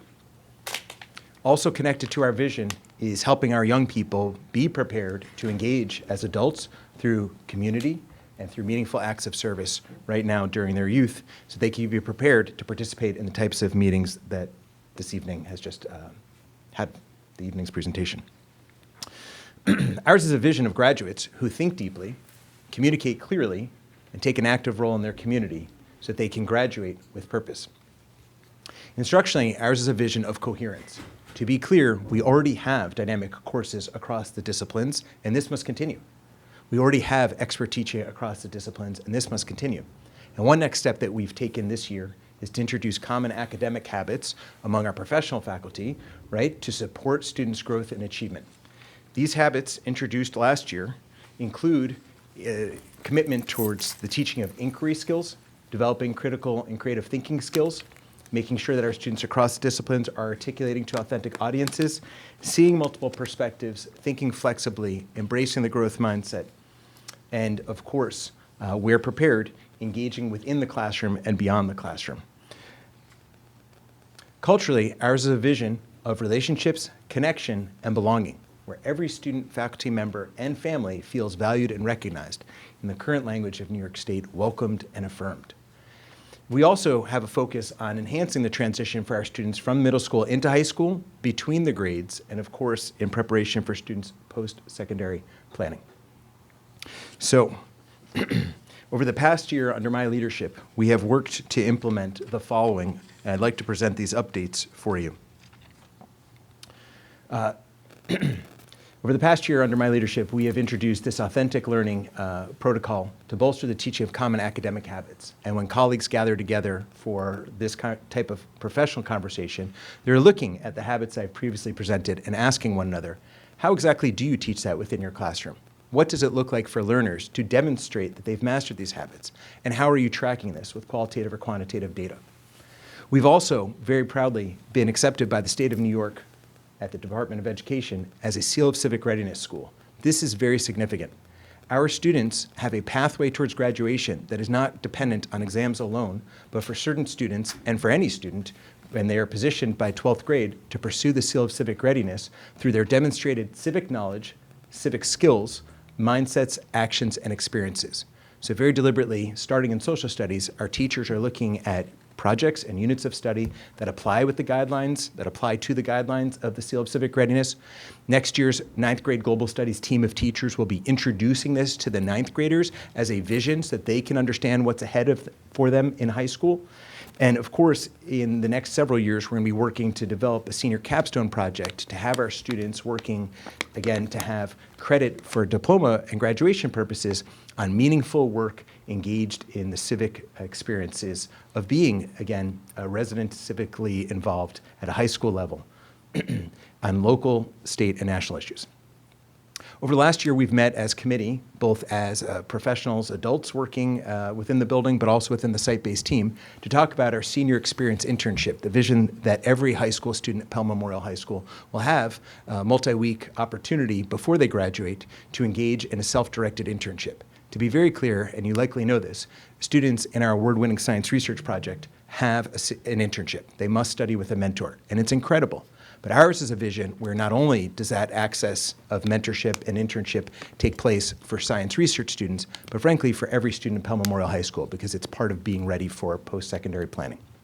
We're also very proud and grateful for the support of the Board of Education and the community for the drop-in math program, which was introduced last year and which has continued under my leadership, Dr. Callahan's partnership, and our teachers this year. One of the most important introductory steps we've taken to continue our dynamic offerings for all students is the dual enrollment and link programs. So as you know, through your support, we've introduced the astronomy class this year, previously introduced the data science course, and those courses are now available starting next year to be linked for college credit with Iona University. We've also set up the opportunity for summer pre-calculus for students also from and with Iona.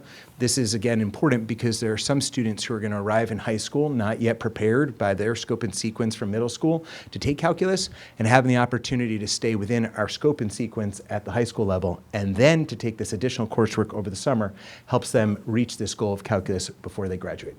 As you know, with board support, some years ago we introduced Characters and Conundrums under my leadership, an important course for students to engage in interdisciplinary study within the English classroom with texts that are posing moral dilemmas, and it's really a course in ethics.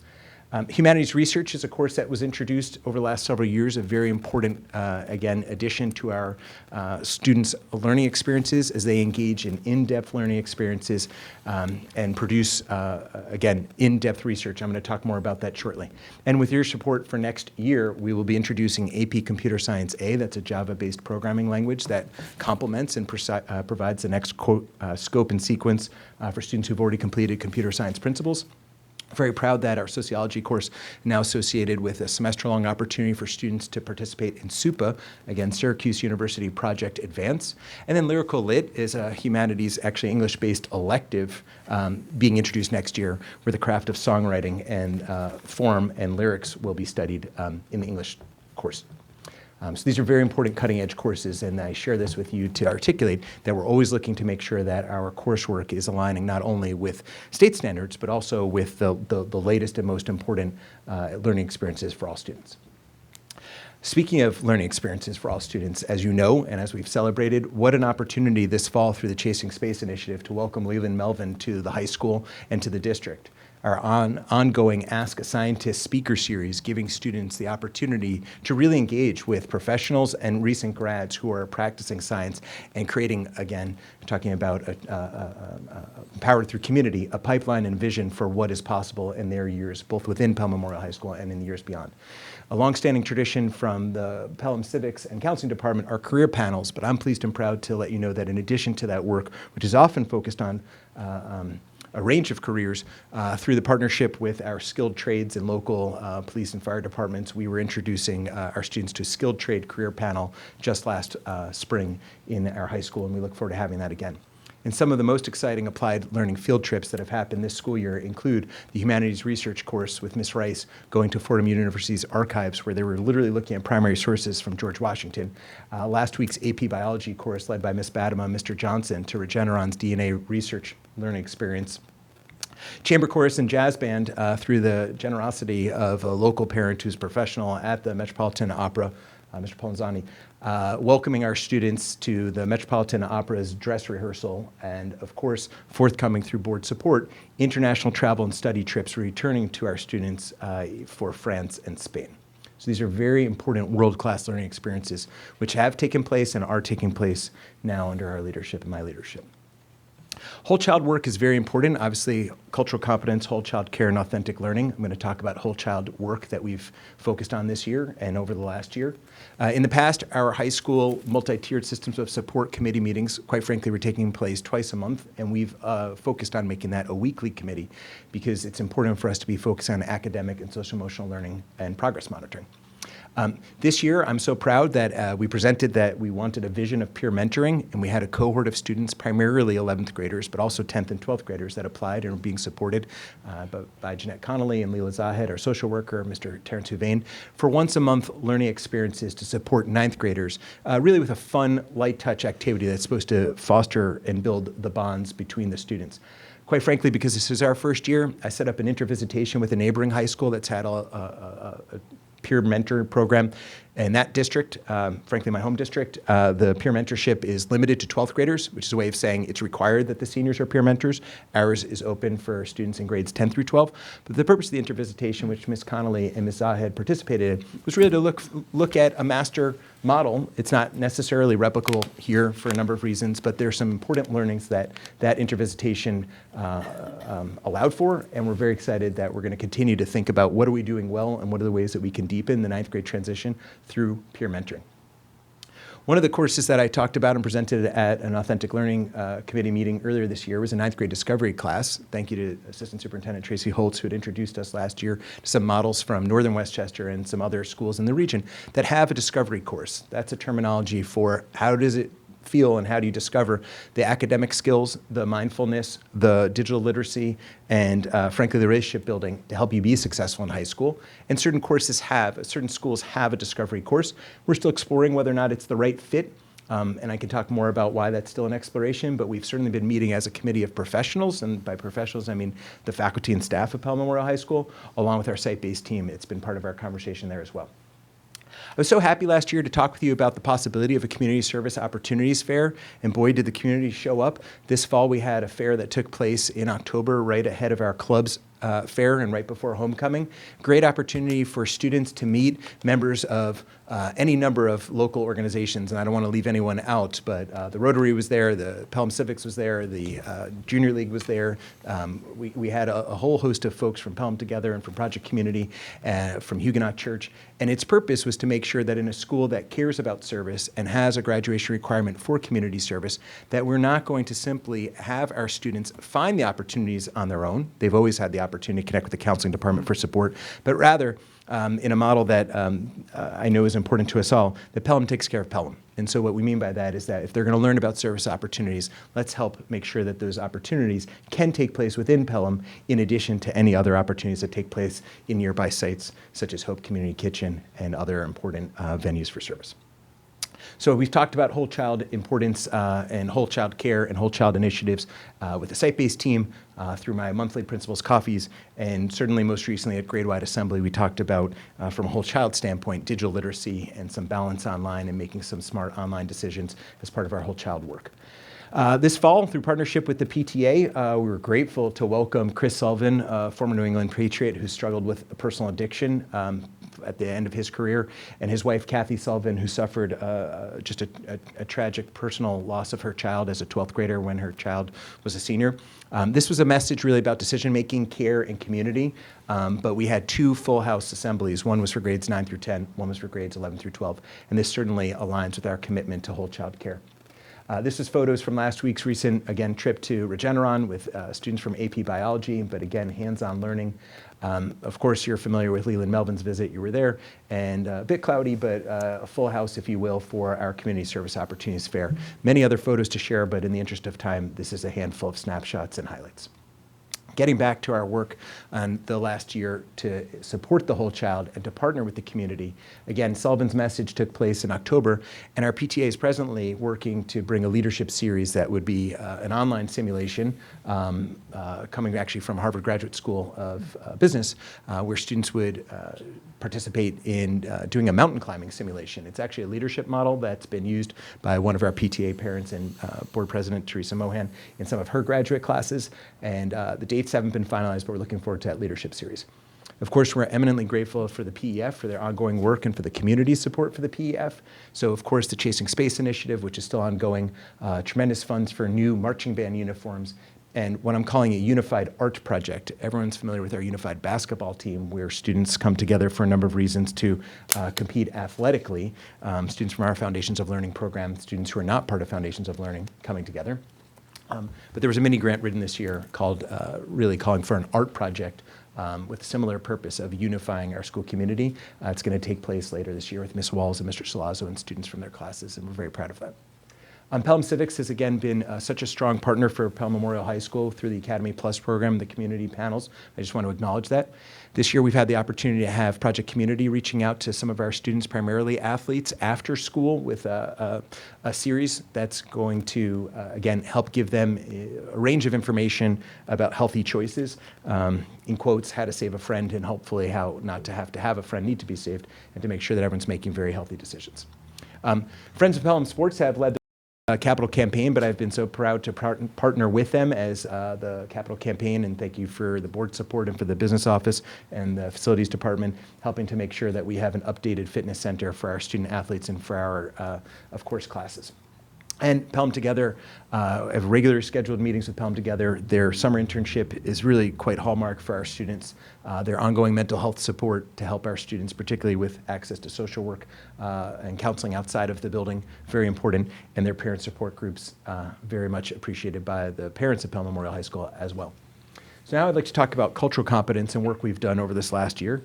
You may be familiar, perhaps not, that our English language learning coordinator, Miriam Gashi, has really spearheaded a linguistic and cultural ambassador program this year, supporting students within Pell Memorial High School and across the district.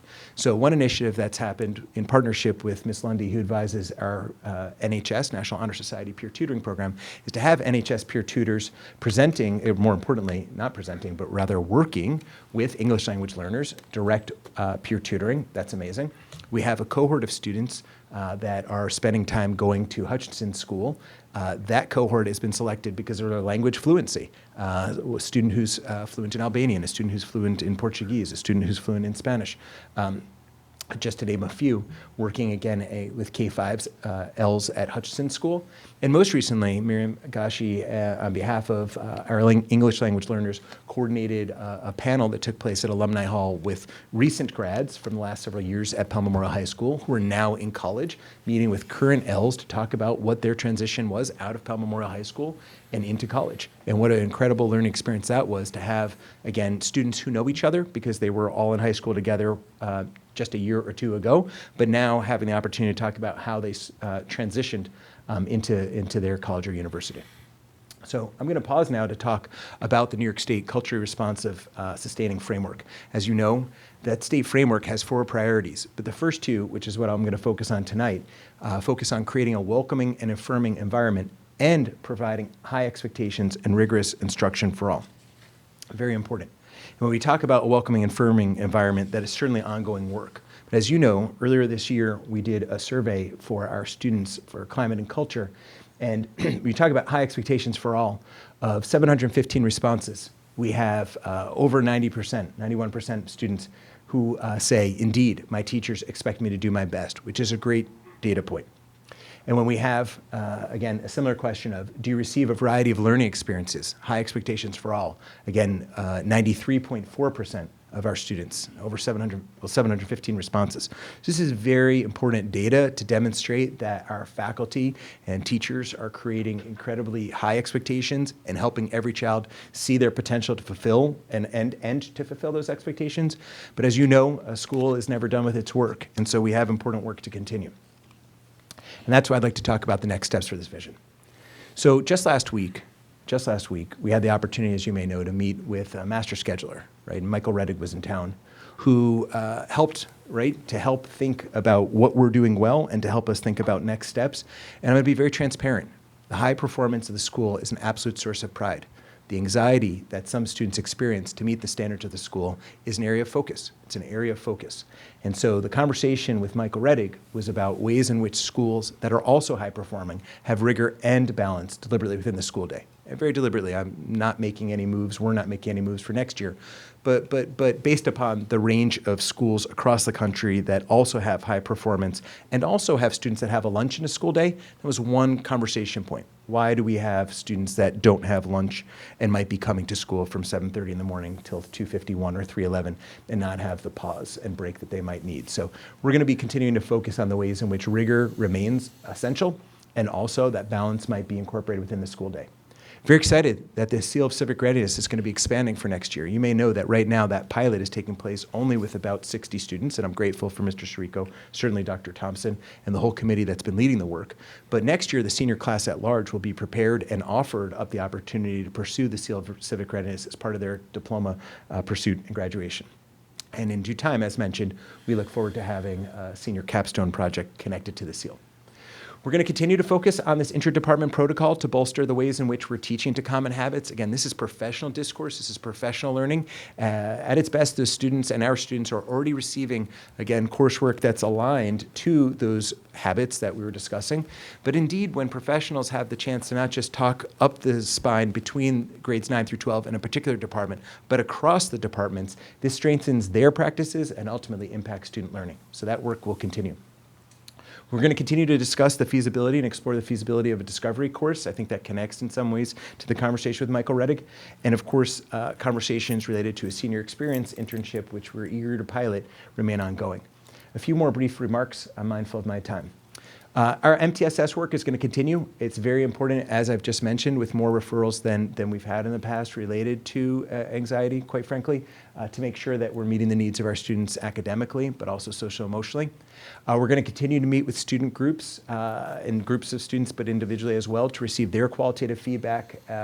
In addition to the survey, we want to make sure that we're receiving their qualitative feedback about their learning experiences and about the ways in which we are and or can get better at creating a welcoming and affirming environment for all. And of course, as you've mentioned during this evening's board meeting, there's a forthcoming work to develop a future strategic plan, and our work remains to not only fulfill the future strategic plans, but to partner with district stakeholders and committees to create next steps aligned with the New York State Department of Education's blueprint on graduation measures. And I'm going to begin to close by talking about that. So in recap, ours is a vision of excellence, inspired by tradition and empowered through community, with graduates who think deeply and communicate clearly and take an active role in their community so that they graduate with purpose. This vision, I'm proud to tell you, presented last year, aligns with the New York State Blue Ribbon Commission on Graduation Measures, a report which was just publicized this November. So again, we're ahead of the curve. I want to show you how closely we align. I'm very proud of this. I've mentioned our core values: to inspire, to create, and to serve. Mindful of this alignment, here we go. So as I mentioned to you, ours is a vision of graduates who think deeply. And the exact wording of the New York State Blue Ribbon Commission about graduates are critical thinkers and innovative problem solvers who are literate across content areas. And indeed, I love that sentence. But I want to acknowledge that thinking deeply and that very sentence from the state absolutely align. Ours is a vision of graduates who communicate clearly, and the state themselves, as State Blue Ribbon Commission, an effective communicator is a vision of a New York State graduate. And certainly, we will align with that as well. Ours is a vision of graduates who take an active role in the affairs of their community. And the state has a vision for students that are culturally competent and socially emotionally competent. And I would submit to you that in order for us to take an active role in our community, we need to be culturally competent and we need to be social emotionally competent. So these are very much aligned, even if the language isn't identical. And finally, ours is a vision of graduates who graduate with purpose. They have a sense of what they have achieved and what they would like to achieve and what they can do to impact, again, the affairs of their community and take an active role. And the state of New York is talking about graduates as part of this commission that are global citizens. And indeed, all global citizenry is in fact quite local. So we're very proud of this vision, and I hope that you'll see how closely it aligns with what the state is describing as their profile of a graduate. Last year I stood before you and I talked about, for me, a very important need for a logo. There's a number of reasons why I think that's important. It helps to point one's compass towards true north. We had a contest this fall and we opened it up for students to submit a logo. And we got a number of participants and a number of revisions. And at the end of the day, and you can see, talking about multiple entry points, there's 4 logos that are presented here. One is in the standard blue and white of the district, and the other one's with the yellow pop of color that's been introduced over the last several years. 2 do not have the phrase, and the other one does. The other 2 have the phrase of excellence, inspired by tradition, and empowered through community. And so tonight, for the first time in public, I'd like to congratulate 11th grader Sophia Greco, who is the winner of our logo contest, for her beautiful submissions, and also thank the finalists, absolutely. And also thank the finalists, Maliki Perlman and Eric Fontanella. So, in closing, I'd like to just remind and state that Pell Memorial High School is one of the finest schools in the county, state, and nation. And under my leadership, we have demonstrated our commitment to excellence, rigor, and academic achievement across the disciplines. Instructionally, our cutting-edge courses, continued commitment to dynamic teaching, and alignment with academic habits will strengthen our instructional coherence and our impact on student learning. Culturally, we're using quantitative and qualitative feedback to ensure that we provide a welcoming and affirming environment for all learners with social-emotional wellness too. Under my leadership, I believe that we can achieve the goals of this vision while upholding the academic rigor that this community expects of Pell Memorial High School. I thank you for the opportunity to lead, and I thank you for the opportunity to share this update with you.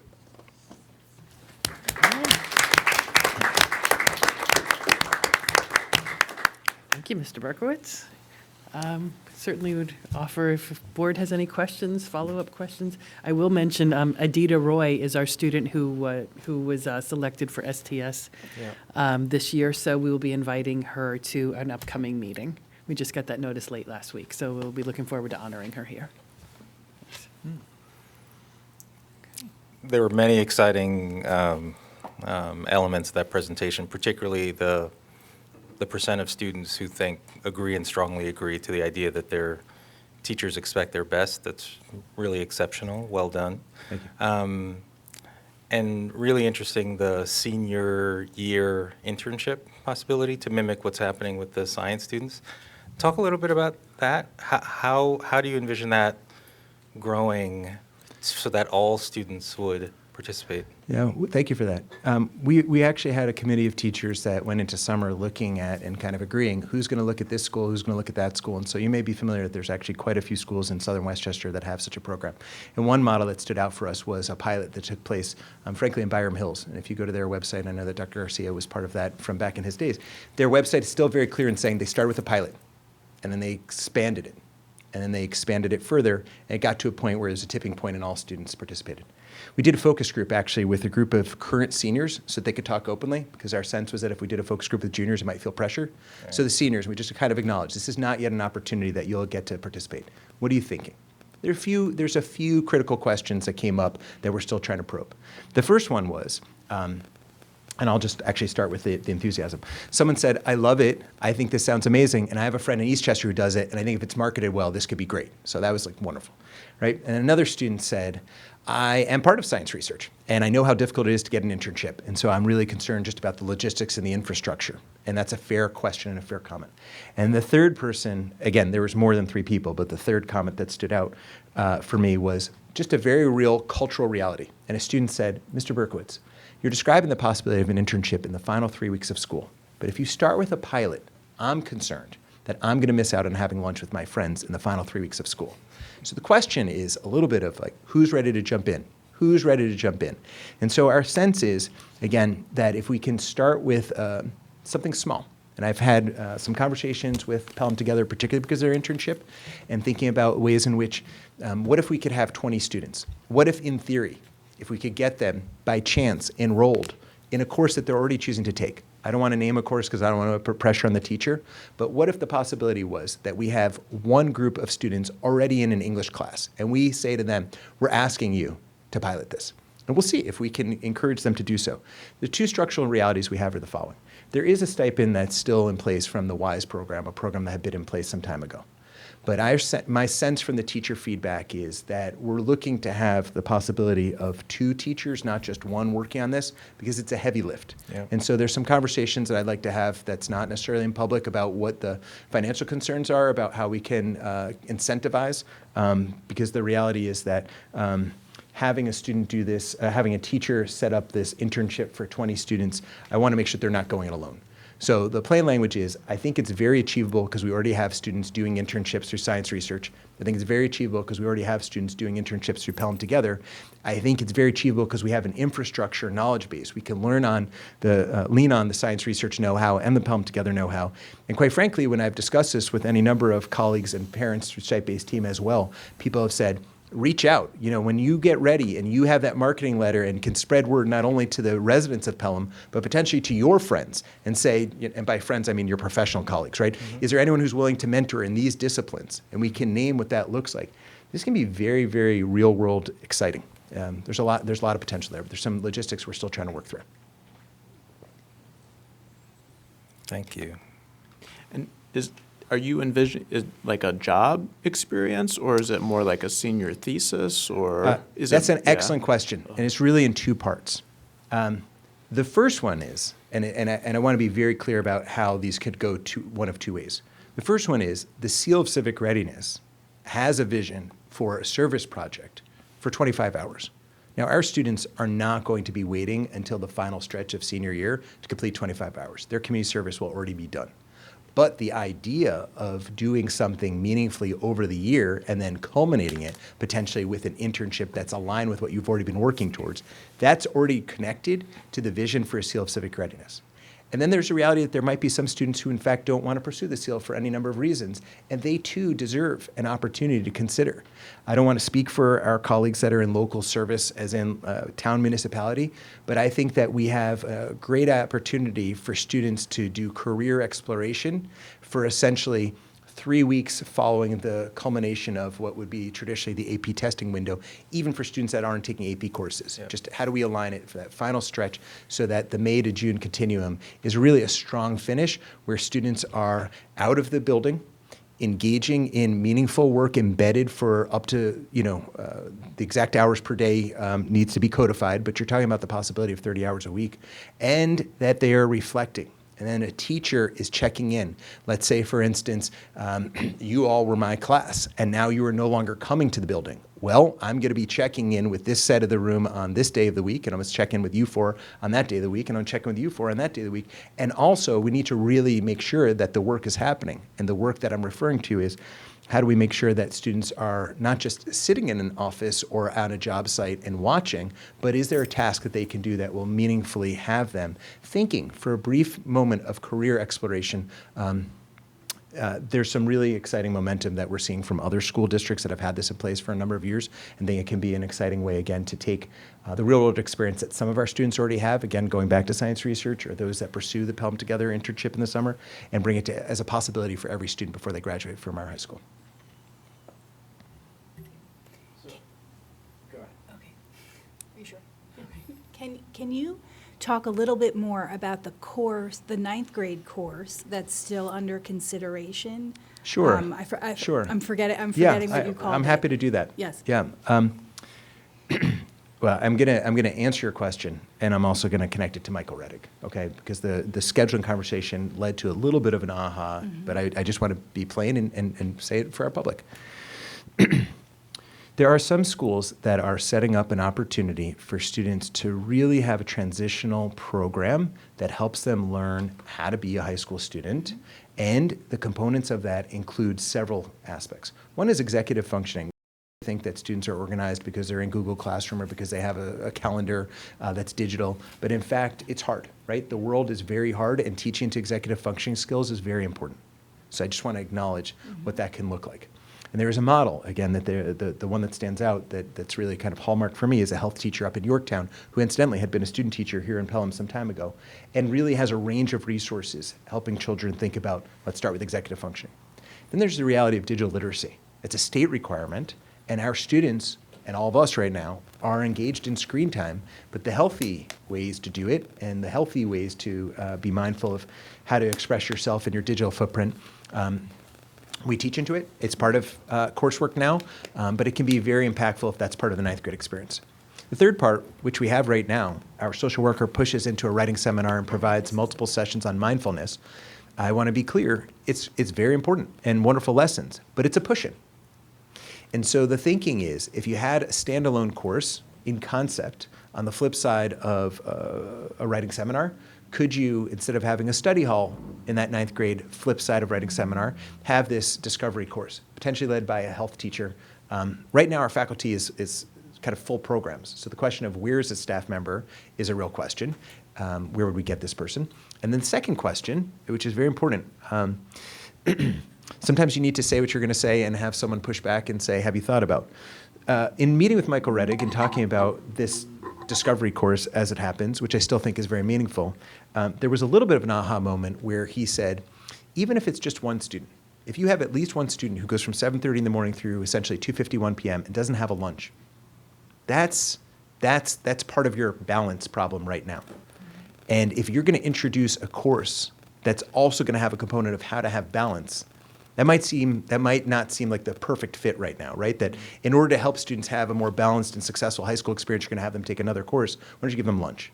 So I don't want to make it either or, but I want to suggest that that's an important conversation. How can you and how can we potentially have students engage in a discovery course and also make sure that we're not taking adding it in such a way that it's going to give students who presently might have a study hall that's used not only for productive studying, but also to give them greater time management opportunities after school and have them engage in this coursework. So there's some important considerations.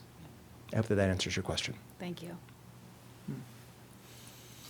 I was hoping, you were talking before about the Seal of Civic Readiness diploma, and I didn't quite understand how that works. Is that like a Regents diploma with honors in civic readiness, or is it like a separate It's a great track? question. How It's does a great that? question. I'm going to be a little technical. Perhaps you're already with me. But just to say it, the state already has what's called a 4+1 graduation requirement, right? A 4+1. So you have to have an exam in 4 core academic subject areas and a +1. So for instance, in addition to a math, science, English, and social studies, you can take a math, science, English, or social studies. Essentially, the SEAL would fulfill the +1.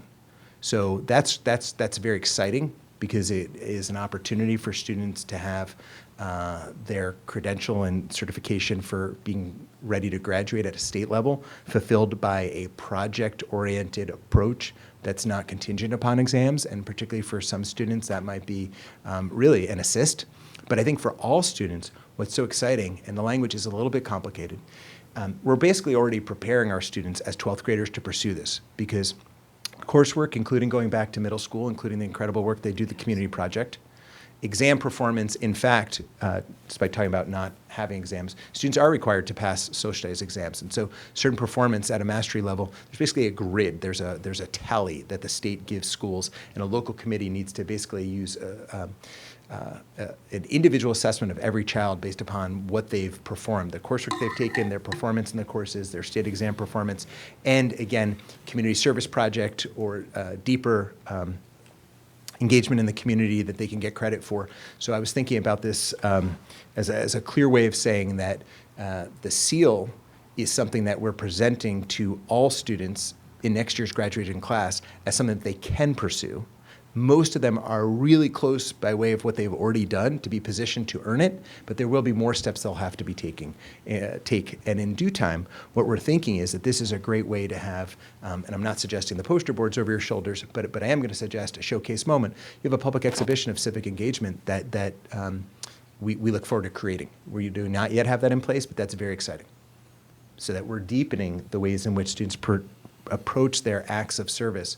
Right now, I think many of our students are doing important, purposeful work, but quite frankly, the goal is to move a little bit from a requirement towards, something that is deliberately crafted to have impact. Right now, you can get your community service requirement by doing any number of things. And the thinking is, well, what if you did something deliberately over time? And how could that position you for an internship? Or how could that position you just to feel like you've focused on something? And that focus, even if it's not your long-term pursuit, can be really, really meaningful for a number of reasons. Great, thank you. That's probably something you could write about, like in a college 100%. application essay. 100%. So I'll give you a quick aside because I don't want to be long-winded, but last week there was opportunity for service, and a number of our current 9th graders were panelists for the PMHS Info Night for current 8th graders. And Mr. Vane, my colleague in the counseling department, was asking the students before they closed, what's one magic moment you've had this year? And interestingly enough, one of our young students, a 9th grader, said, my magic moment was speaking at a town hall where I was asked as a young person to speak about my experiences in town. And that was incredible because actually that connects to SEAL of Civic Readiness. That young person is already involved with our student association here. They took their time to be part of the panel. That's the second instance. And the third instance that this person cited was that they were already involved with basically a community-based conversation at the Dronco Townhouse. Now that's a young person who's positioned themselves, whether they choose to or not, to be involved in SEAL of Civic Readiness and probably to have some sort of action project. Really exciting. And so a lot of our students, again, are already positioning themselves to pursue the SEAL through what they're already doing, but we're going to help make it more purposeful. Those students did a great job, too. Oh, thank you. I mean, and thank them, yes. Is there anything else that I can answer tonight? Yeah, quick question about the, I think there were 2 courses that are now going to be Iona University courses. Oh, sure, So yeah. astronomy, and what was the other one? So we have a data science course which started last year, and Okay. we have an astronomy course that started this year. And thank you to Dr. Callahan and to our teachers. And you'll see in our course catalog right now that students that participate in those courses have the opportunity to participate in the Iona link. They can get college credit for their participation as Pell Memorial High School students in those particular courses. In addition, you may be aware that we have a lot of other dual enrollment courses. I won't give you the whole list right now, but those are new additions. We're very proud of them. So the students who have taken those courses can apply for the credit? They will be able to as they take the course for next year. I don't know if that's applicable right now. Yes. Gotcha, okay. It's this year as well. Okay. Oh, okay. That's great. Yes. Thank you, Dr. Kelly.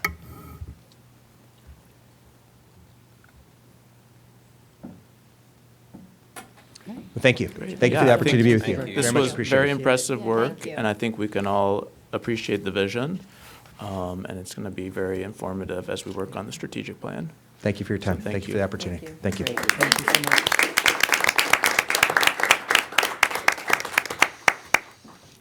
All right.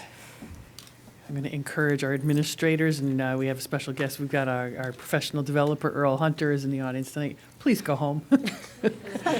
Tomorrow morning comes very quickly. Thank you for being here. We really, really appreciate your support. Thank you. And presence. So we do have one more presentation tonight, and that is just a brief update on the mid-year report from me. Julian, is there a clicker so I can stay here, or I'd love to just kind of take it from here? Dumpling. Thank you.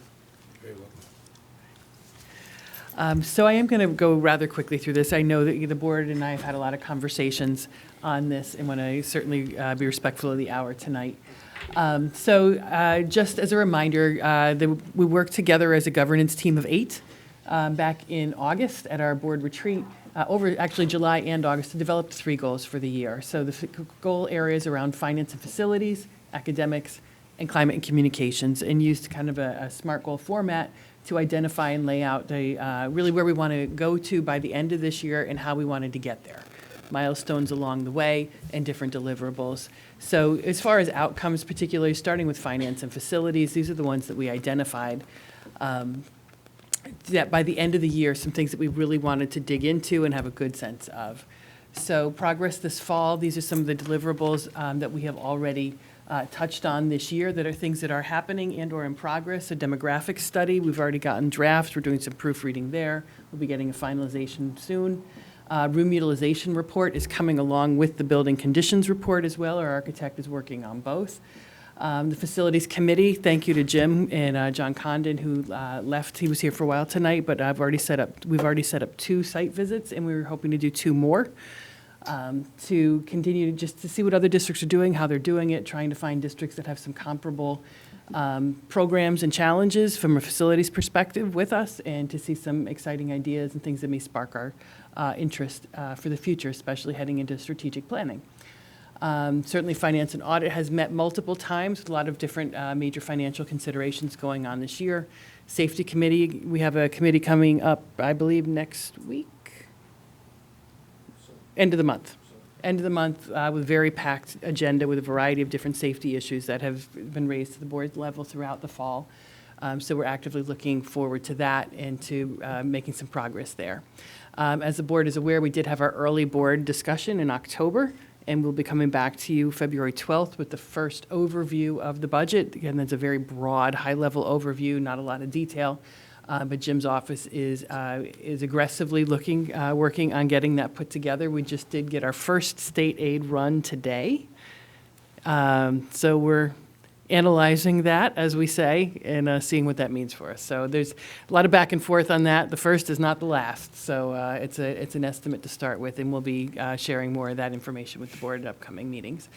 And as Michael's already mentioned, strategic planning. We did an impact work session in the fall to kind of lay the groundwork to identify what are those most important things that have come out of the last 2 strategic plans that could serve as a foundation as we move forward. So we'll be launching the strategic planning process. The consultants are confirmed to be here at our February 12th board meeting. So in addition to the first overview of the budget, they will be here in person to present the timeline, the plan for strategic planning, deliverables, et cetera, to get that process up and running. And we've already internally begun back a few months ago, beginning our administrative staffing discussions with the guidance that the board had provided to us and with some of the landscape of what we anticipated financially. And as was mentioned a couple times tonight, Mr. Michael Reddig was with us last week. Dr. Bowman led a variety of sessions with him to take a look at both our elementary schedule and the secondary schedule and look for some ways that we might think about how we can use time, in addition to the space and facilities, to better support our programs as we think to the future. Climate and communications, these were the outcomes that we were looking for in that area, and really 2 big efforts in this area, the communications audit that was conducted last spring. We did get the recommendation report from them, and now the board has seen the communications strategic plan that was also commissioned as part of that work. So Alex Wolf has been doing a tremendous job working aggressively through meeting those milestones and the different action steps that have been put in place related to that. Also, Dr. Garcia has been taking the lead with our staff climate survey, so thanks really to both of them for a lot of work. Dr. Garcia worked with a small team of administrators to really thoughtfully plan out questions in that. We were supposed to have our first briefing with the researcher yesterday, so that didn't work. We will be meeting with him. Very nice in San Diego, I'm sure it was lovely in San Diego, probably much warmer. But we will be regrouping with him next week as an administrative team, and then he will be present at our January 31st meeting to share in person the results with the board as well. So we did get, again, the draft of that report, and I think a lot of positives that I was able to preview yesterday while I was at home.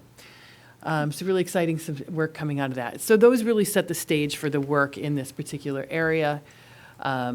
So our survey has been done, climate surveys. You saw one in Mr. Berkowitz's presentation tonight as well. Middle school and high school have both launched fall surveys.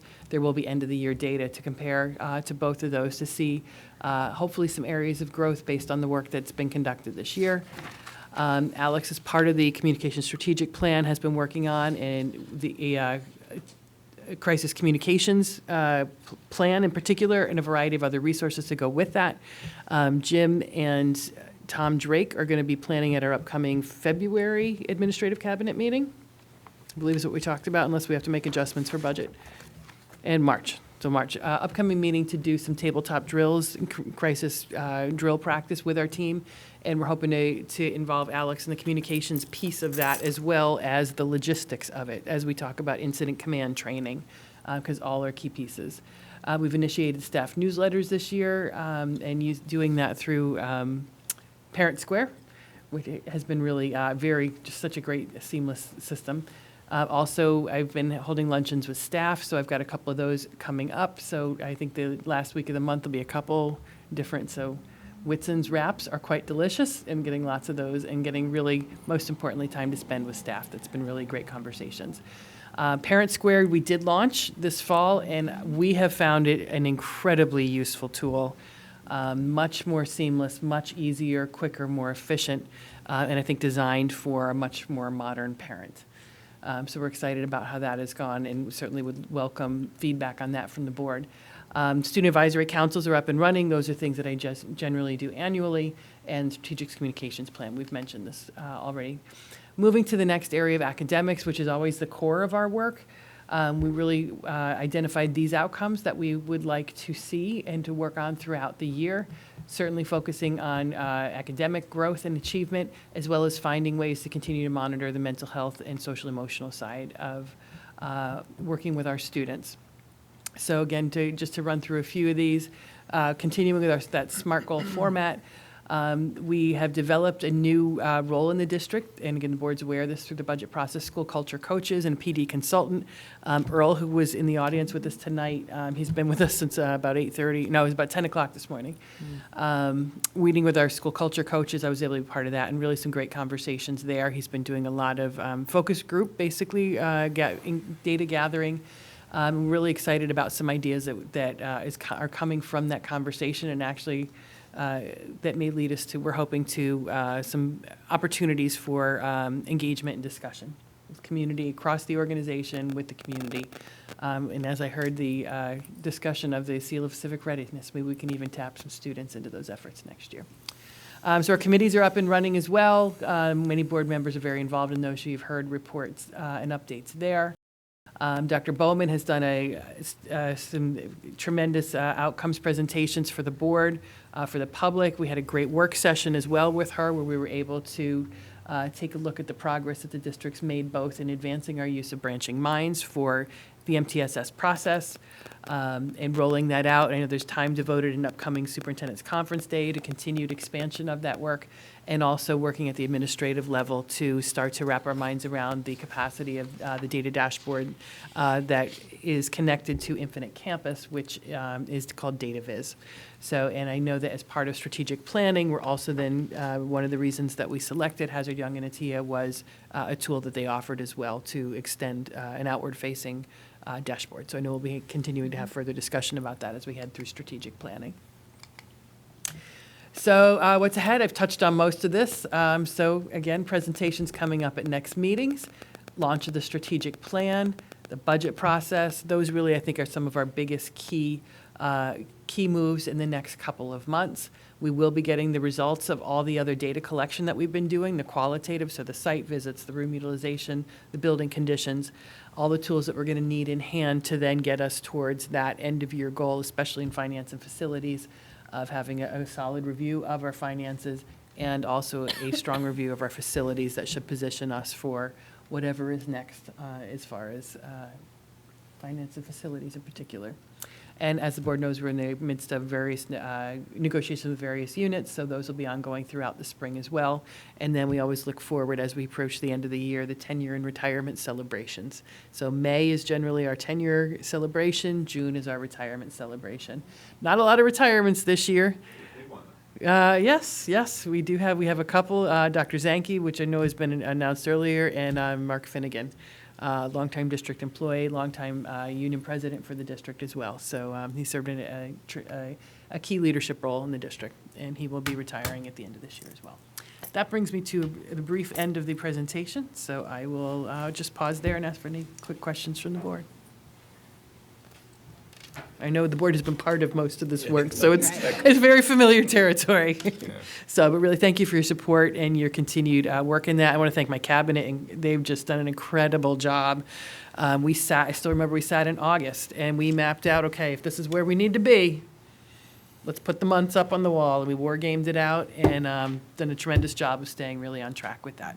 So this would not be happening without them, without the work that they do, and then by extension, our leadership team at the building level. So really thank you guys for that, and look forward to bringing the end of the closing the loop at the end of the year with everything accomplished that we set out to do. Thank you. Yeah, well done.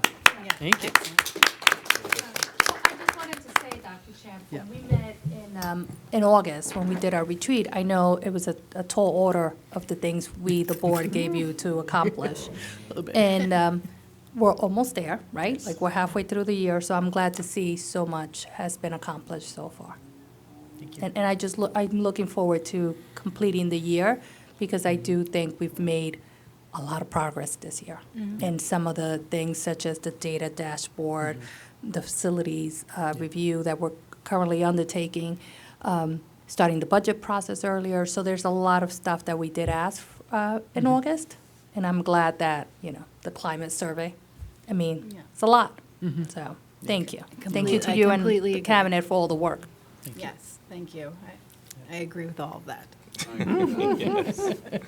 Highlight Natalie mentioned was, behind closed doors, we saw the work that Dr. Bowman had been doing with the data visualization, which I thought was really first class and fascinating and a great piece of work. I look forward to figuring out, what components of that can be exposed to the public. I know it's not all of it, but maybe some can in some shape or form, because it's really fascinating work and very impressive. Right, and even just showing the public how the data is used to sort of drive some decision-making in the district would be pretty cool to do that.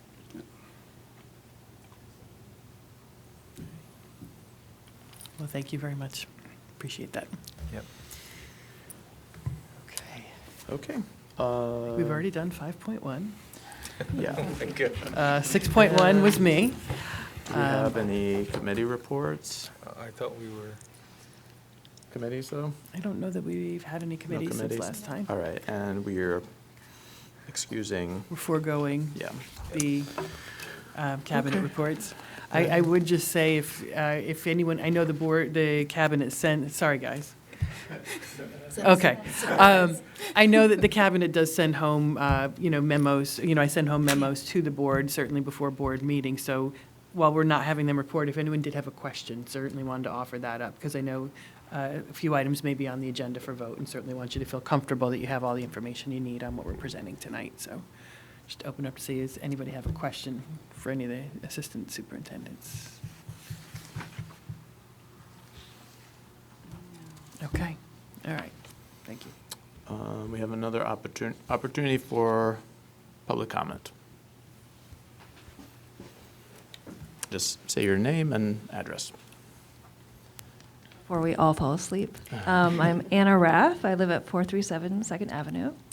I came for the wastewater discussion, whatever, stormwater discussion, but I stayed for the great presentations. I have two children. I have two children in the district. One's a 9th grader, one's a 12th grader. I just wanted to say that I felt my senior had a really great educational experience at the high school. I particularly wanted to call, we don't really go very much in the weeds, but I really wanted to call out the English department. I don't know if you know, we have an amazing English department. The literature is subversive, okay? Like the discussions they have in class are like challenging, and they really do, the teachers do such a great job of using the literature to really talk about, like important, like life and all of its facets. I've like reached out to a lot of the English teachers just in parent-teacher conferences. I feel like they speak very freely, they're very genuine, they seem very unencumbered, which I think actually is very rare, or becoming more rare in public schools. I am a editor at like a large national news organization. I guess that makes me an expert in the English language, but it also makes me an expert in that I am very aware of all the incidents that go around nationwide in terms of school boards up in arms, banning not banning books, or really kind of putting restraints on teachers. And I do want to commend the board and the school for being kind of courageous in that that doesn't really seem to happen there. I guess that's also credit to our community, but that definitely takes a lot of courage. And I just want to thank everyone for that, because we talk a lot about social emotional learning, but I just feel like the discussions she's had in that classroom have been so central to that, like both academically and socially and kind of for her growth. So I just want to thank everybody, and especially the English department and the English teachers. Thank you. Okay, great. Thank you. Thank you. Thank you for sharing that. Yeah, I just want to sort of echo that English lit undergrad here. I think that, STEM, rightfully so, has had a very, very good run over the last 10, 15 years, it feels like, qualitatively. And I read a very sort of, for me, depressing article in the New York Times that I think I shared with Dr. Champ, Dr. Bowman, about how the enrollment in undergraduate sort of English courses at the college level has just fallen off a cliff. It's like down by sort of an almost catastrophic amount. And so I have kids. I have a kid in the high school, and I see the instruction he's getting in English literature, which I just care personally about, and I echo what you say. I think is really reassuring to see that English is being taken so seriously and being taught so well, and we shouldn't forget about it.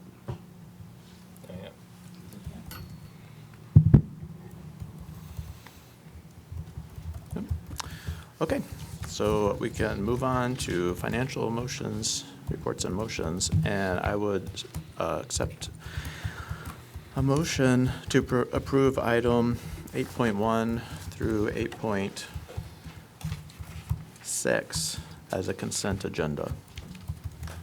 So moved. Okay. Any comments or questions about this? And this does include the calendar. Yes, thank you. Which has 2 weeks in the winter. Yes, lead with the good news, yes. I can maybe touch on that really quickly. Let me just pull that up. I was going to say, while you look for that, Yeah. I just want to say thank you for the NISMA. As a parent that pushes, and I do mean pushes for their kids to do NISMA every year, they'll be glad to have it in town and not have to drive 40 minutes to another town to do this event. So I'm really, really happy for that. Thank you. Yeah. And I also think it will bring other students here and kind of the awareness that it brings when parents come in, because every time I go to another high school, I'm always like looking around, checking around, the doors, what's going on. So I think it's going to bring other parents to kind of look at our town and look at our high school in a different way and get that exposure. So I think it's a good thing all around. Yeah, and I would say I do appreciate the board being willing to waive those fees. I know Andrew von Bachhoff, our music coordinator, I know he spoke a lot with Dr. Bowman and worked with the business office, myself.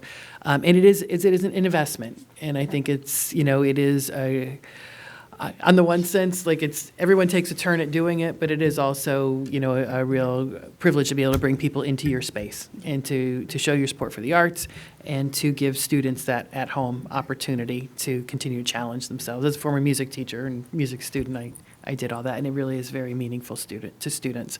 So thank the board for, it is taking on a lot. Our facilities team is going to be taking on a lot to make it happen. Of course, it's going to be amazing because everything they do is top-notch. Just want to recognize, though, that it is that added burden is appreciated that the board would support and waive those fees. As far as the calendar, real quick, there are a lot of regulations around how this happens. It's not just that we kind of make it up and do what we do each year. The biggest one is that the state of New York, the state education department sets Regents Rating Day, which is the last day of the school year, and then we back into that. So next year, it's pretty late again. It's set for June 27th. We have to get in 180 days by state regulation. Our teacher's contract is 185 days. So that's what we do, is we start with that last day and backtrack it all the way in to get 185 days, put in the required state and federal holidays, put in the required contractual holidays and breaks, make sure that we have the right number of hours in days of the week, hours in the day, hours in the week, squeeze in some superintendent's conference days. And I do want to express appreciation to the Pelham Teachers Association, who has agreed by large majority to come back to have their superintendent's conference days before Labor Day, which is what is going to enable us then to have a solid 2-week break at the holidays. So thanks to them for their cooperation and collaboration in making that happen. That also gives us a full February break and a full spring break with an extra Monday after Easter. Passover aligns with it this year, so that works out very nicely. We do have certainly the new contingency day, compensatory days that are in May. I'll bring those up now because it is relevant to yesterday. The way that works is we have 2 additional days in that calendar that are marked as compensatory. If we take one snow day, we lose one of those days will then become a school day. So in the current schedule, we used a snow day yesterday, so now one of those will become a school day. If we use the second one becomes a school day. So It's going to snow on Friday. it is going to snow on Friday, and I'll be back up at 5 o'clock with Jim and John, texting with them and my BEPT superintendent buddies. But yeah, we try to preserve. Those are a good motivator to try to preserve as much as possible. But they are there for kind of a balance out. So that's kind of just some nuts and bolts. But again, very appreciative to them, their cooperation. So that means students will start on Tuesday after Labor Day. It's going to be a short summer. It's going to be an early start, but it's going to be a good year. So, Dr. Champ, and do we also have a new holiday in January that we are recognizing this Thank year? you. Thank you. Thank you. Yes, we do have a new, we will be recognizing Lunar New Year. That is a new holiday that all school districts will be off school. So that is end of January. We're happy to put that in there. 2 things that still need to be added to this calendar, so I will be bringing it back to you. One of those is parent-teacher conferences. Dr. Bowman will be meeting with a team of teachers this spring once we've kind of gotten through both cycles, because as the board knows, we made some adjustments this year. So we want to go back and see how those adjustments worked out. We may try to make some shifts in alignment that would impact the calendar. So we'll be coming back to you with addition of those.